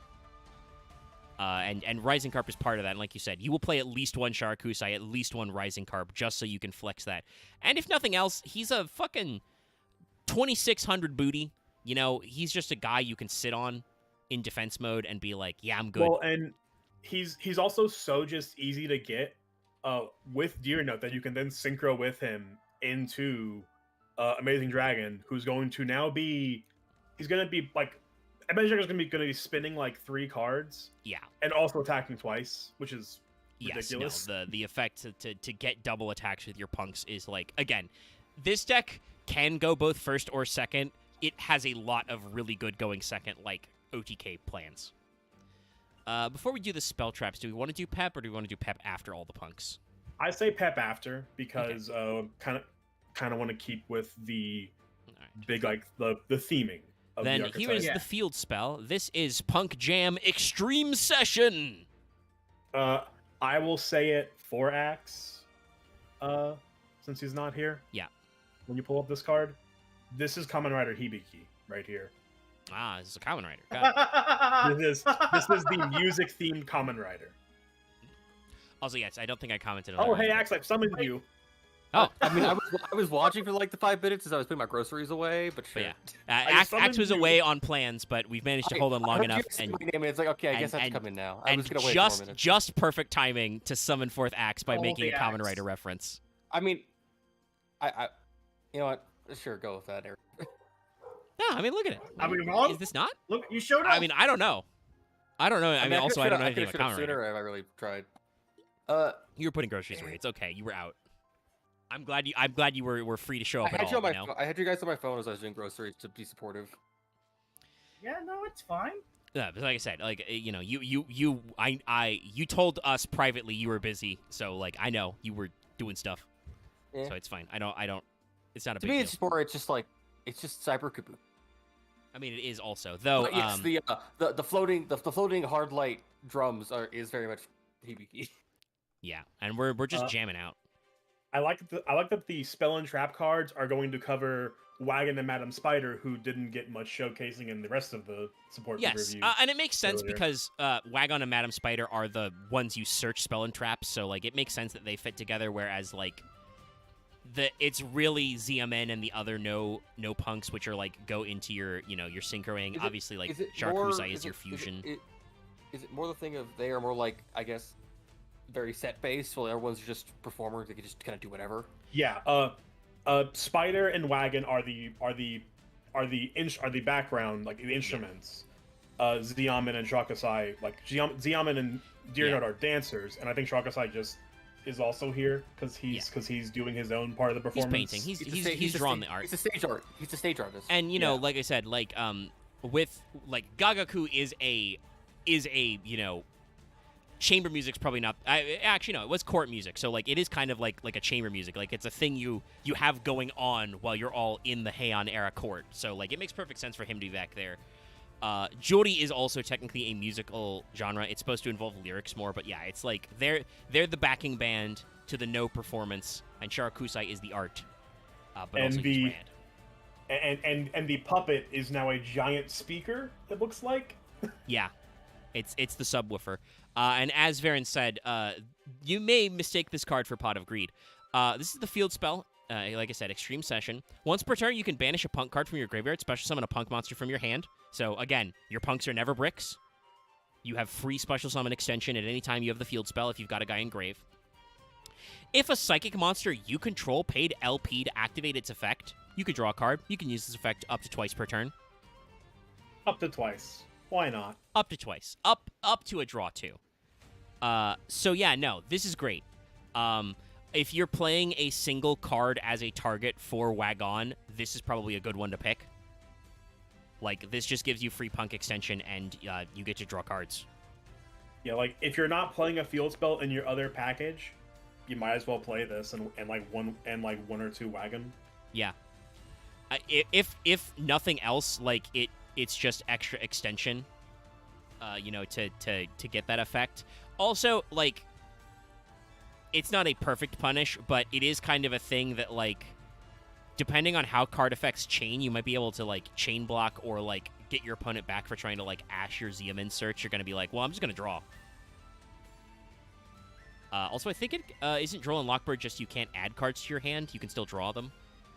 I believe so. Yeah, so, like, it's the kind of thing where, like, if you activate Xiamen, add a card to hand, and your opponent's like, Droll, you're like, cool, Extreme Session, I'm going to just draw a card anyway, still going to go an extra plus. Cards cannot be added.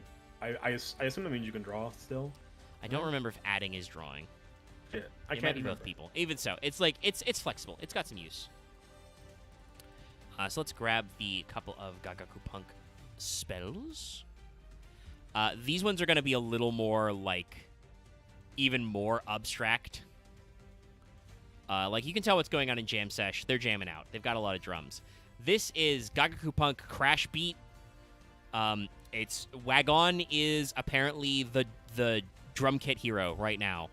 Or he's playing the Taiko rhythm game. Like, that's all I can gather from this. Yeah. I can't draw.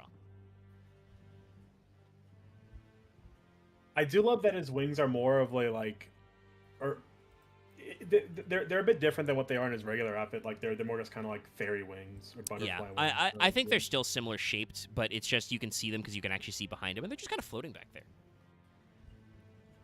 It's a good look. But yeah, so he's just jamming out. Not all else to say there. This is a continuous spell, Crash Beat.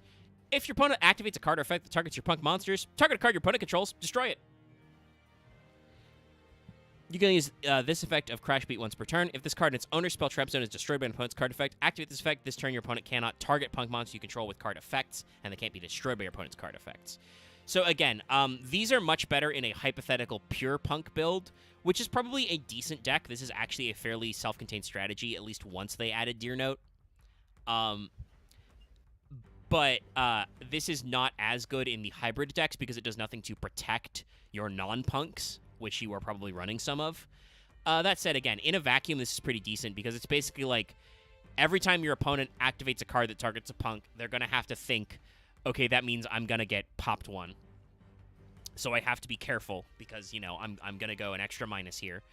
And if your opponent just gets rid of it outright, like if they don't want to keep minusing themselves, you get a blanket protection from card effects for your board. You can't be targeted, you can't be destroyed by card effects. So that can allow your little guys to live longer or keep some of your big bosses alive. It's okay. It does rely on your opponent's card effects, so it's like... It's one of those things where, like, I understand why Konami has these kind of, like, punish effects. It does mean that you can't guarantee it. Unlike, say, Harpy, the deck I played a lot during the Legacy Festival, which are designed so that you can blow them up freely because Harpy's Hunting Ground exists. Not that you have a lot of that popping anyway in this, but, like, absolutely more decks should just be like, if this card gets popped, fuck it. You still get the plus effect. But yeah, Crash Beat is very okay. Yeah, the rest of the spell and traps we'll look at. Like, yeah, Like I said, this is why if you make a cut to the engine, or if you're only running one ofs, it's usually Wagon and Madam Spider, because you need extra names, but they're very just average cards. They're very alright. They're not bad per se, but they are definitely not necessarily worth deck space over a side engine. This is Wild Picking. He's using a Koto. This is another continuous spell card. And yeah, he's just jamming out. I love the lines on this.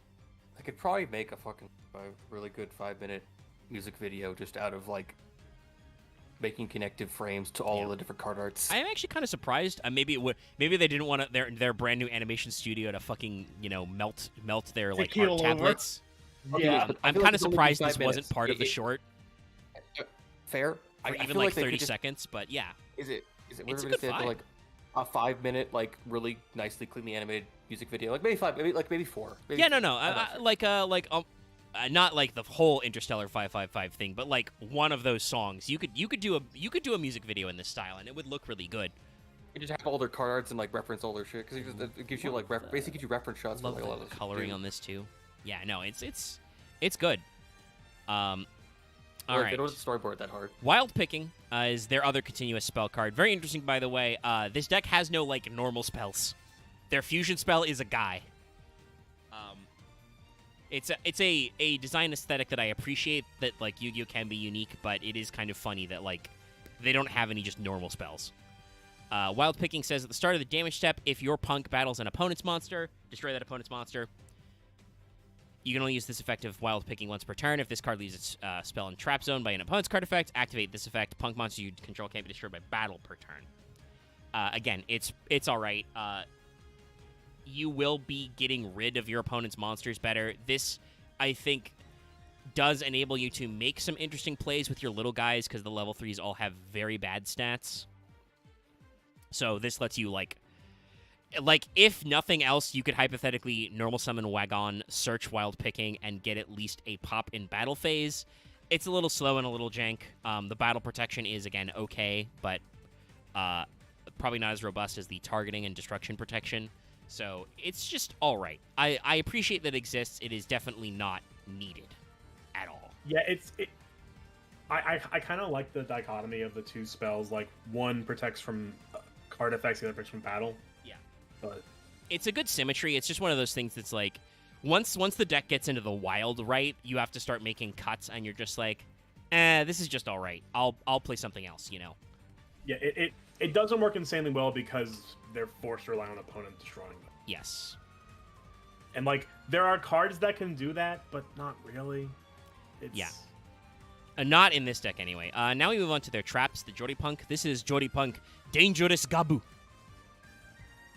Gaboo!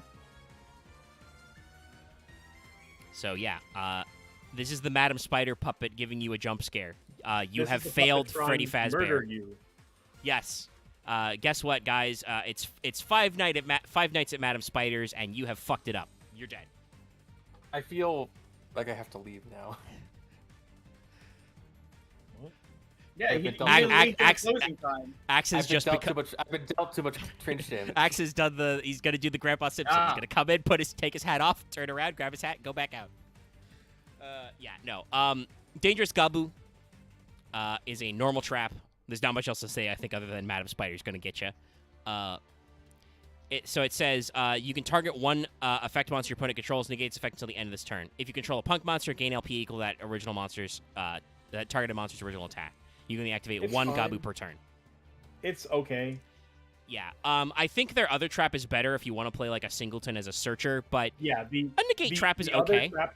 The other trap card is the one that was run. Yeah. As just to run more. The problem punk is name. that this is a worse imperm. It's searchable, but you could just play 3 imperm. Is I think the primary thing. Like, this is not a bad card, and again, that LP gaining effect, while not always ideal, you know, because often you want your LP to stay lower because of Pep, but it can give you more LP to fuel the engine and prevent you from getting like OTK'd really easily. But no, the normal effect to negate an effect monster is just like you can just play imperm.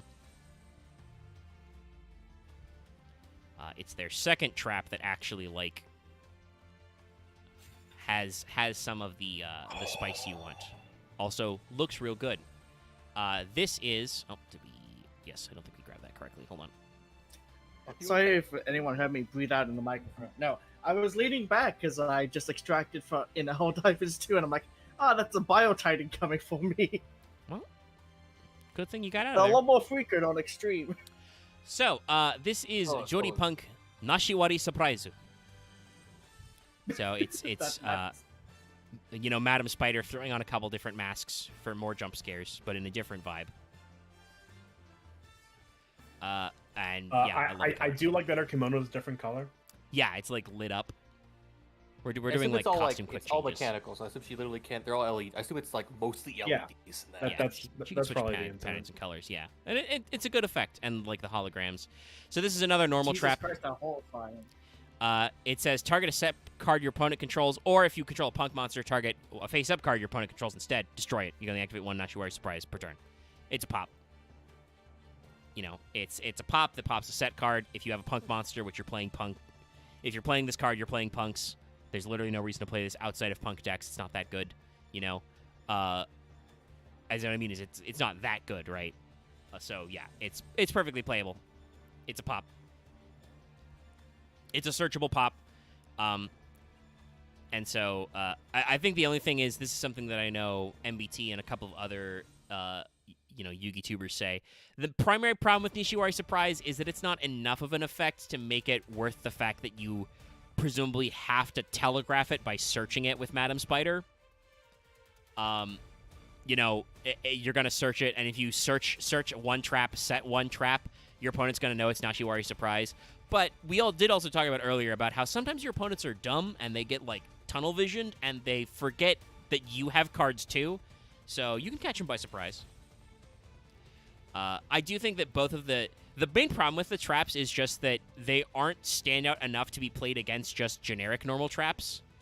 But otherwise, they are decent trap cards. The continuous spells are much more conditional. The traps are good. They're just not that good. Yeah, like especially in archetype traps that you're going to search, so the opponent knows you have the opponent has information of that. Yeah. Unless the trap card just wins you the game, like Ghost meets Girl, basically. Yeah. You don't want to search that. And I do appreciate that, like, I think Konami is actually starting to move away from this, but, like, if you're talking about searchable traps, they don't have a searchable, counter trap Omni, right? Like, those are usually the killer trap search is, like, if you have an archetype Omni, or if you have, a really spicy trap, like, that was, like, if they had a trap that was, like, Jody Punk Encore that was, like, Soul Charge or something, right? That could be spicy, but they don't have that, and they don't really need it. Like, as much as I do think that their spell and trap lineup is a little weaker, their monster and extra deck lineup is so good that Punk decks are still live, like, right now. You can still play Punk in a hybrid. They're probably not ideal because Fire King Snake Eye is pretty good. We are arguably in a Tier 0 meta. I say arguably because Tier 0 is not, like, really a clearly defined thing, and depending on how you want to frame it, the decks aren't actually hitting the 65% that everybody accepts. Fire King Snake Eye was, like, 60% in the 3v3, and then Pure Snake Eye was, like, 20%. If I can talk about that for just a short moment. Looking at the format, well, yes, Fire King Snake Eye is above in a way, like, the best deck. All of the showings I've seen so far have been, like, what, 30, 40%? Like, yeah, it's really strong, but of the 60%, it's like 8 other decks, basically.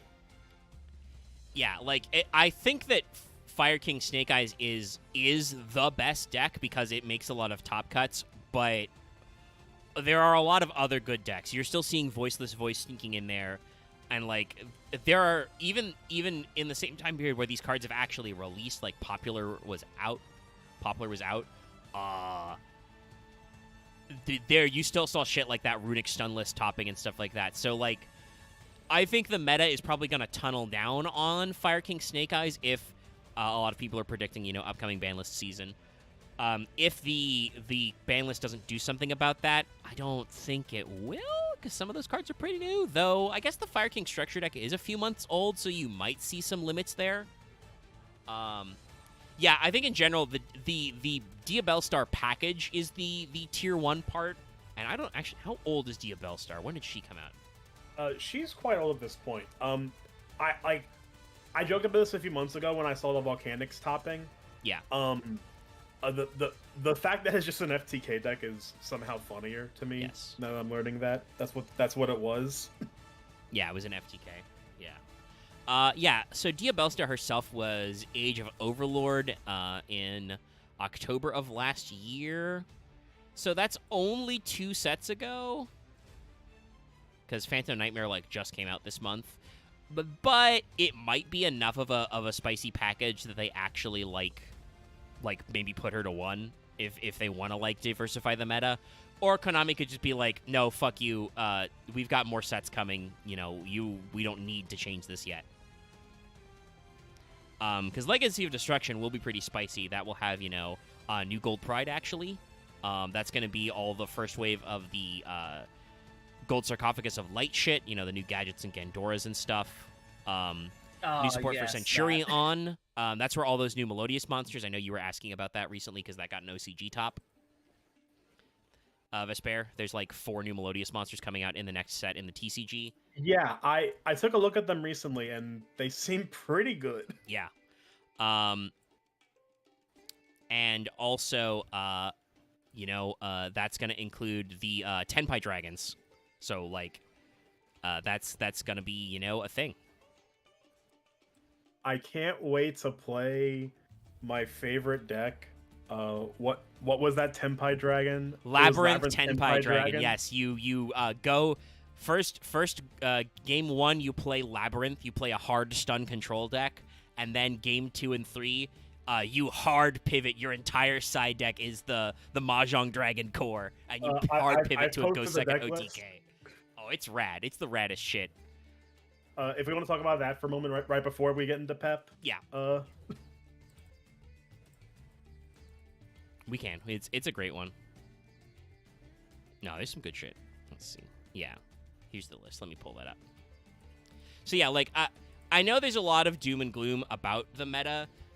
And that said, people can't really seem to agree what the fuck, a tier 0 meta means anyway. Like, some people are like, it's the end of the game. Other times it's like, no, this is real good. I do know I have played against Loth playing pure Snake Eyes. Snake Eyes itself is a very strong engine. Like, that is a hard deck to get rid of. They have a lot of just resources, right? I think the reason why the Fire King Snake Eyes is the stronger is because that actually gives you a payoff to your resources. But it's going to be a thing that we're going to see some stuff about. It is also a deck that has a built-in counterplay because the Good Witch Diabellese is a counterplay and is also an illusion monster. So I think you're going to see some illusion decks. But yeah, here's the Labyrinth deck. So you can see it looks like perfectly normal OCG Labyrinth you're running. It's a perfectly normal deck that's playing Entis, Labyrinth. Chaos Angel. I mean, there's some weird dragon synchros in your extra, but like you can just play whatever, Lab doesn't go into the extra deck. That's why you're playing, the pots in here. Yeah. Oh, what's the side deck? Just all the Mahjong Dragon shit. And then also Feather Duster and Heavy Storm. That's right. The OCG limited one Heavy Storm, didn't they? Madmen. Wow, that is a 13 card. That is a 13 card transformative sideboard. Yeah. So the idea is that you're playing a 16 card Labyrinth core. Yeah. And you're just gonna side all of it out. Yeah.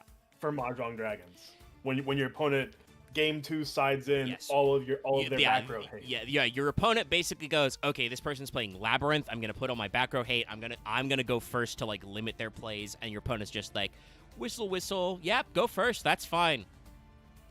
All right, now we're gonna play Mahjong. I guess what's the one Labyrinth card you keep in there? I guess you keep like some of the traps in there, and it's just transfer. I don't think you even need to, because it's like, let's see, one lady, so 3, 16, only 15, 3. I guess you probably keep maybe Lady Lab, because you're still playing shit like Lady Lab, because she can still like search your Daruma Karma Cannon and Dogmatic Punishment and stuff.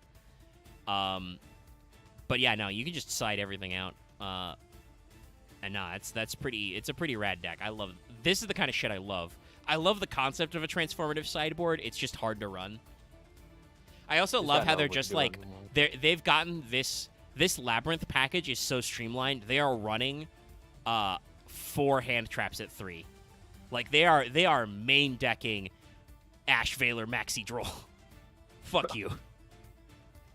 Like, and it's this is why Master Duel has like all of the furniture limited to 2, by the way, because like honestly, Labyrinth is it can be a really slim package. It gets funnier if you can play more trap cards, but you don't need to play a big lab deck. We talked about this another time, but if Master would just hit all hand traps to like 2 or 1, would that just make the game worse? It would probably make the game more inconsistent, and that could be worse because it would just be like you wouldn't know what the fuck you're dealing with, right? I think they should just get.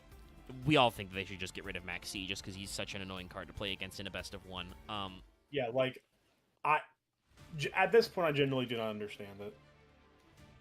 I partially think it's because most of their consumer base doesn't understand Maxi. No, I'm pretty sure that the way populations work, there are more non-Japanese players of Master Duel than Japanese players. Oh, I meant like people that aren't actually that don't actually like look into Yu-Gi-Oh media streams. I think anybody who plays against Max C understand how much Max C sucks. Max C is not a complicated card to understand. I do not know how well Konami takes feedback from their general audience.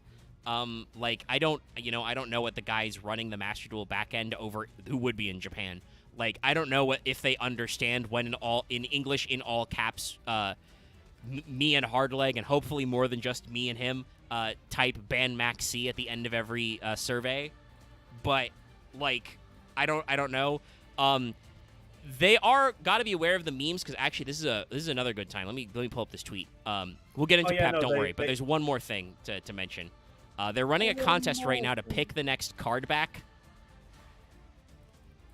And they posted their top 4. So let me scroll on my Twitter timeline. Also, like, how many of like the top 10 cards actually have animation? Honestly, not a lot of them. I mean, Ash has a special interaction, and Call by the Grave has a special interaction. Valor has a special animation, I think. I don't remember what Valor's stat is. What was it? Ultimate Slayer has one that they... Yeah, Ultimate Slayer's not played that much, though. I never heard of that card. I mean, I use it. That means bad. I just don't know it. Yeah. No. they're running a card protector poll, and here are your final 4.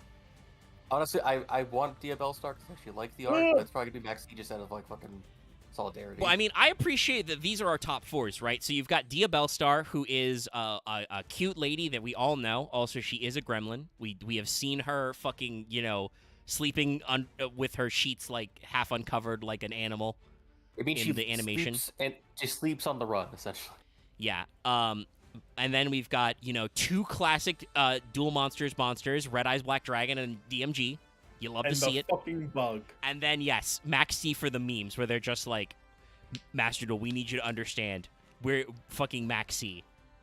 And these are all the top 4, so, like, it could be any of these games. They did not show the ratios. I voted for Red Eyes because I know what I'm about. But Earlier in the poll, there was a certain monster at 2. Oh, who was it? I didn't see the filters. Is this for the card sleeve, right? Yeah, this is the sleeve poll. Earlier there was a OCG like meme card. I can't remember the fucking name now. I think I saw that. It's Morphinin. Yeah, Morphinin is the OCG's meme monster. Yeah, I think I said it correctly. I think people have compared it to how we think about shape snatch in the Western media, because shape snatch is just a weird little guy. But I think he's actually searchable by some things. Well, a lot of monsters are just in the way of how there are some really bad super generic searchers.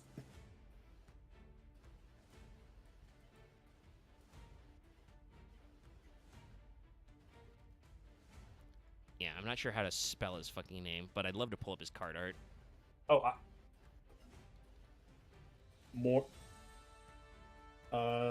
this is a Voltronic. I got him. I own that guy in real life because he's like an early, pack filler guy. Do not have Morin like Finn. just art, but there's the card.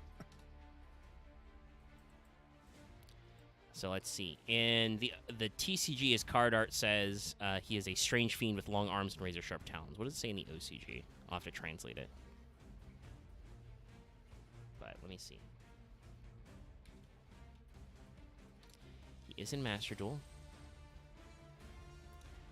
So this weird little man. Honestly, I kind of like the art because it's just a weird thing. I mean, it's a classic OCG like early. It's guy. abstract and kind of it's abstract. It makes you think of like a metal cover from like the 80s. Oh, so this guy's not even in a legacy set. This guy can only be obtained in Master Duel by... He's one of those random junk cards you get for winning a duel. What? Oh, okay. He's with the collection pieces. Okay. Yeah, he's just a weird rando. Let me try and translate his OCG text. I put it into Google Translate. Okay, what do you got? It's a strange-looking demon with long arms and claws. It's okay, so it's the exact same thing. Weird, wild. So yeah, no, he's just a weird little guy.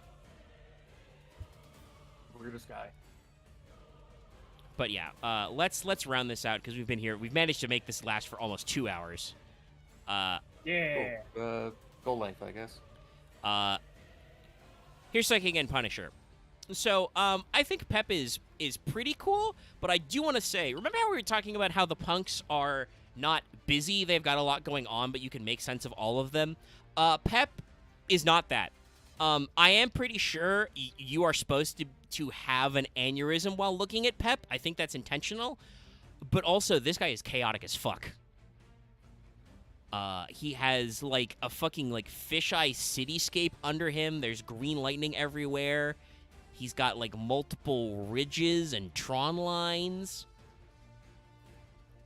His hands are, like, hammers? Or guns? Or gun hammers? There's a lot going on in this card. And he has demon wings and robot wings, and I think he's got like 3 sets of horns? Question mark? It makes me want to commit die in a video game. He makes me want to explode in Minecraft. Yes. It makes me want to be lost in the river in Lego City. I feel like I'm looking at a Nikkei boss. That is definitely, Yeah, I think especially with the crisp lines, it is kind of like that art style. But yeah, no, there's so much shit going on with this guy, and like, I mean, like Nikkei bosses have a lot of shit going on too. it's not bad. Pep is a card that has an animation in Master Duel, and it is well deserved because you just want to see this guy like try and move. Like because it's like I don't feel like this will ever be like properly animated. It's only ever going to be like flash animated, like in the yeah, he's just a little live 2D PNG that wiggles around a little. Like, God.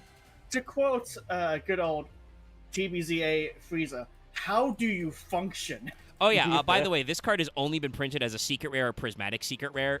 This card's real-life card art is unintelligible. He is just a blur. I think the foiling on Yu-Gi-Oh cards are better than a lot of other card games with foiling, but my god, it makes it fucking hard to see anything. The secret rare is very shiny, but it's very, yeah. This is a level 11 light psychic. Yeah, so saying you get Fault Ruler Archfiend vibes is correct. Yeah, he's a big guy. Also, I want to say, in the OCG... That sounds primo.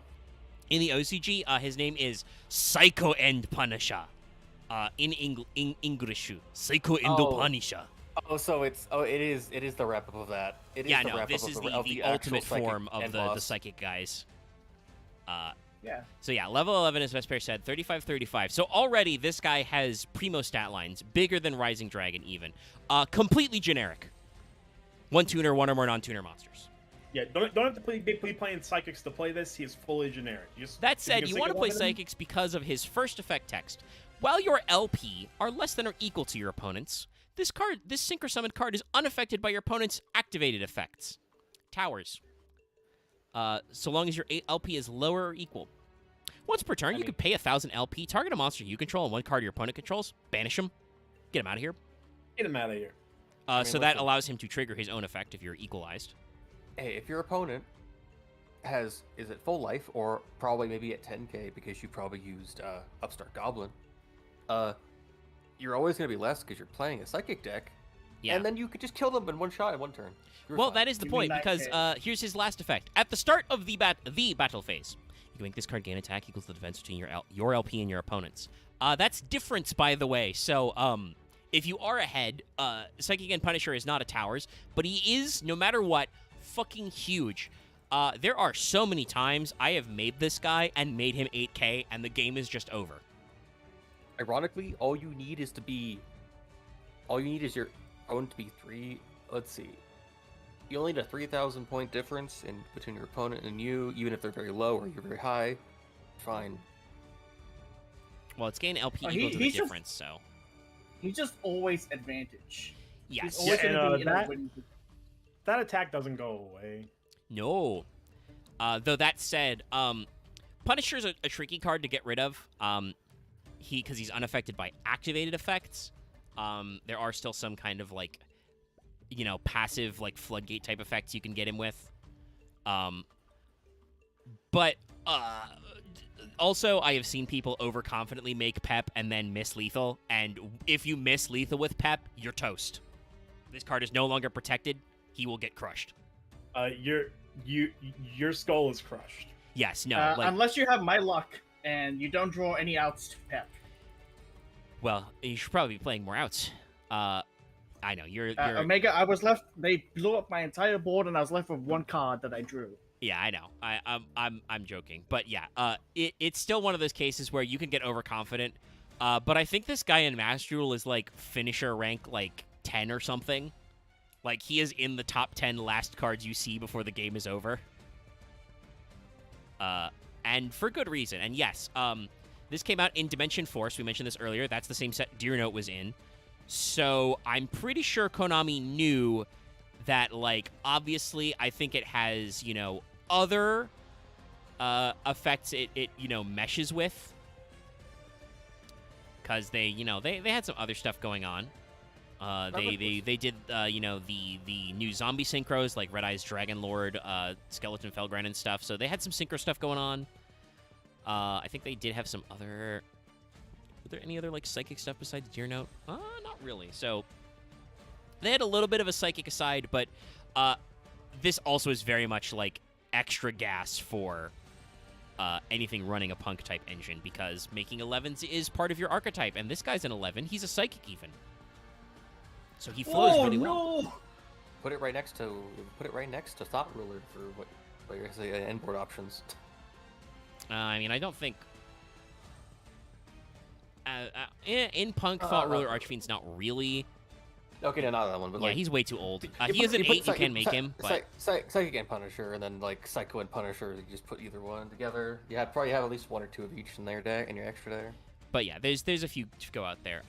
Arguably, while Thought Ruler Archfiend, who I did not realize was called Mental Sphere Daemon in the OCG. That's kind of cool, I guess. Mental Sphere Daemon. It's all one word, by the way, in the OCG. Mental Sphere. Thought Ruler Archfiend. Oh my god. Yeah, that isn't a level 8 Dark Psychic Synchro you can make. Arguably, you probably want to make Draco Berserker of the Tenyi better, because he is a monster interruption, whereas Thought Ruler is only spell traps. But hypothetically, you could run him, because he is a psychic, and he does give you psychic interruption. He's a funny little guy. But yeah, that's the punks. They're pretty cool.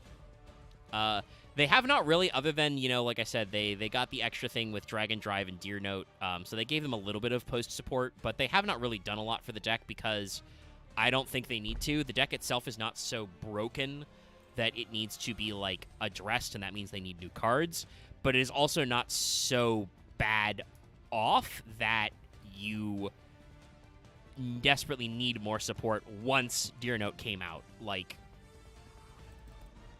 it is a, like, perfectly normal, like almost an ideal of a Yu-Gi-Oh deck. It's not so good that everybody fucking hates it, but it's not so bad that it needs support. It's perfectly functional. It's perfectly alright. It's the platonic ideal of a good deck, I guess is a good way to phrase it. You can run it pure. It works better if you run it with another engine, but that can be a lot of different engines. There's a lot of different combos to do. It's not a Materia Reactor, a deck you forgot existed, because that was a world premiere Dark Dragon archetype that came out in Blazing Vortex and hasn't gotten like any support ever.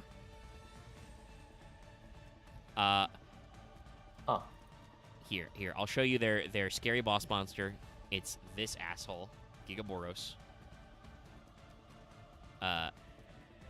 And I love that the wiki absolutely dunks on this deck. It says, the Materia Reactor deck is focused on amassing level 3 monsters to exceed their ace monster, Materia Reactor Gigaboros. Otherwise, their playing is still unclear at this time. There's literally like 5 of these guys. Pray that Ashen doesn't end up like this, chat.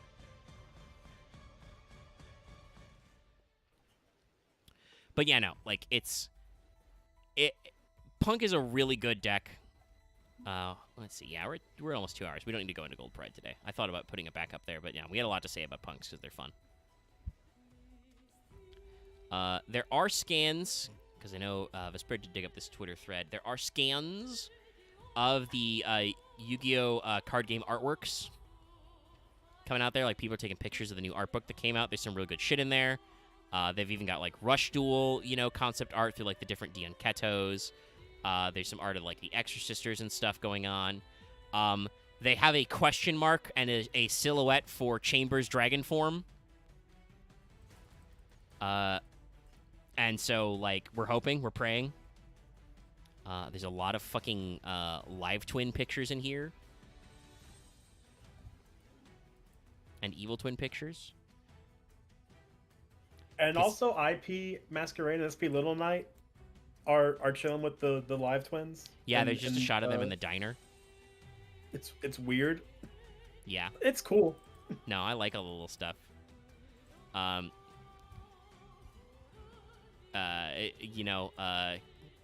Kiss a Kill gets Lilla a shark from Crane Game.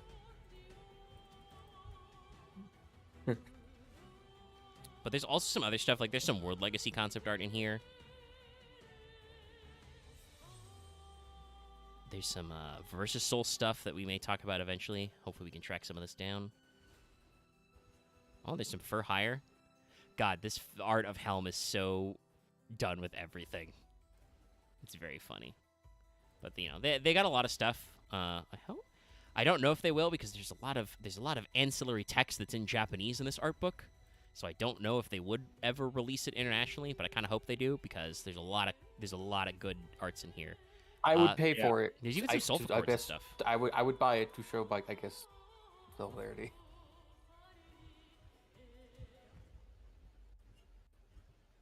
Also, hey, if you once again, chat, if you ever need to know what Kiss a Kill and Lilla's relationship is, here's a picture. They are at the pizza place. They have 1 milkshake, 2 straws. So this is the dumb thing of it turns out that Chiyomaru also knows Sunny. Yes, or as also technically SP Little Knight. I get the impression I feel like Sunny convinced her to fucking do it. Who knows? I mean, I think she convinced herself to do it when she protected IP Masquerena from the other S forces.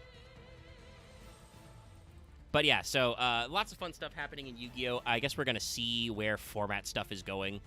I do kind of hope that maybe the ban list does change some stuff up, because I don't think that the set they just released, will actually yet.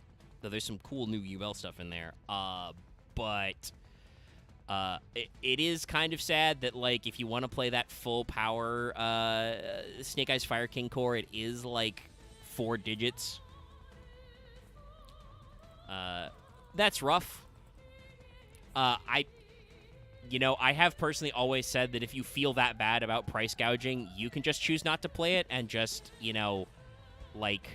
I don't understand why, despite the fact that how I've seen a lot of the Yu-Gi-Oh! Community leans about this sort of thing, that they will not, nobody is willing to be upset with people who pay outrageous prices for cards that are part of the problem. Like, you refuse to get mad if you see a pro player playing a big deck that he spent a lot of money on. So it means the prices will always be high, because none of you will enforce them being lower. The Rarity set, they're still cooking. I don't know if it'll be as good as the Rarity Collection 1, but Rarity Collection 2 does have a few cards in there. They're doing some Pearly reprints. They're reprinting, some other stuff. It's not as spicy, but they're trying. I do want to say, though, that, like I said, I was double-checking when Diabellstar came out. Like, I know that, I think even MBT was like, what would really sell this set? It's not coming out for a few months, Diabellstar Sinful Stoils retrains.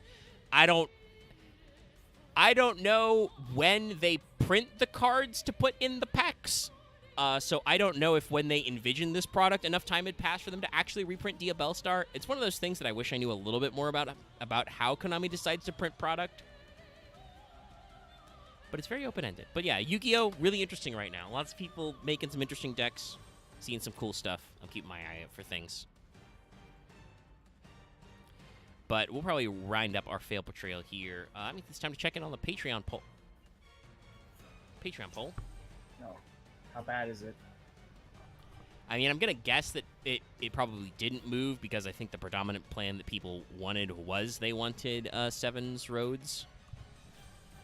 That's not the correct pluralization, I know, but we'll see.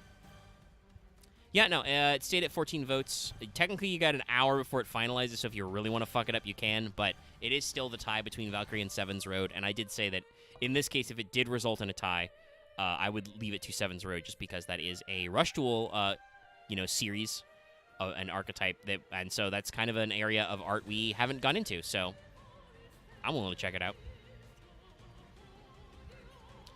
So that's probably where it's going to end up. But like I said, you still got like an hour before, it wraps. So I guess I posted the poll late at night.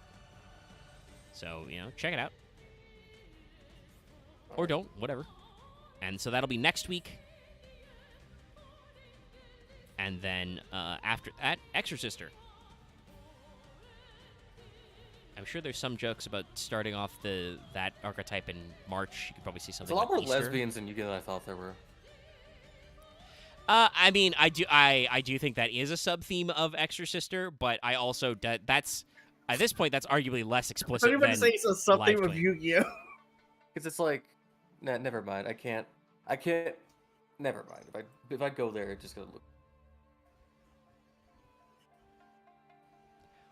I think it's time to end the stream and get on out of here. Yep. So thank you so much for tuning in, everybody. We'll see you next time for Extra Sister. Not for Extra Sister, for Seven's Road probably, and then Extra Sister will be our next deck build pack, and then we're gonna keep on keeping on for a while because they keep printing those. I think there's another deck build pack like in the works, but they haven't announced it. If we run out of deck build packs, I don't know what we'll do. We haven't run out of Yu-Gi-Oh! Archetypes quite yet, but we've gone through a lot of them. We've been doing this show for several years. I believe I have said that technically Fail Portrayal does have an expiration date when we run out of ideas. It will happen. Well, technically, then it would become more of thing we just do occasionally. I mean, yeah, basically. But yeah, it's like there's your weekly Fail Portrayals will stop at some point because we'll be done with ideas. They might become bi-monthly. We'll get tired of it. So we'll be out of gas. Anyway, this is going to end up the stream. See you guys next Tim. Everybody clasp your hands and pray for whatever the name for Chamber Dragon Maid's Dragon form would be. I'm partial to my own creation. What was it? Rambex? Yeah, I think I've made the joke of Recham before. But I don't know if that fits the exact scheme. Anyway, we're out of here. Good night, everybody.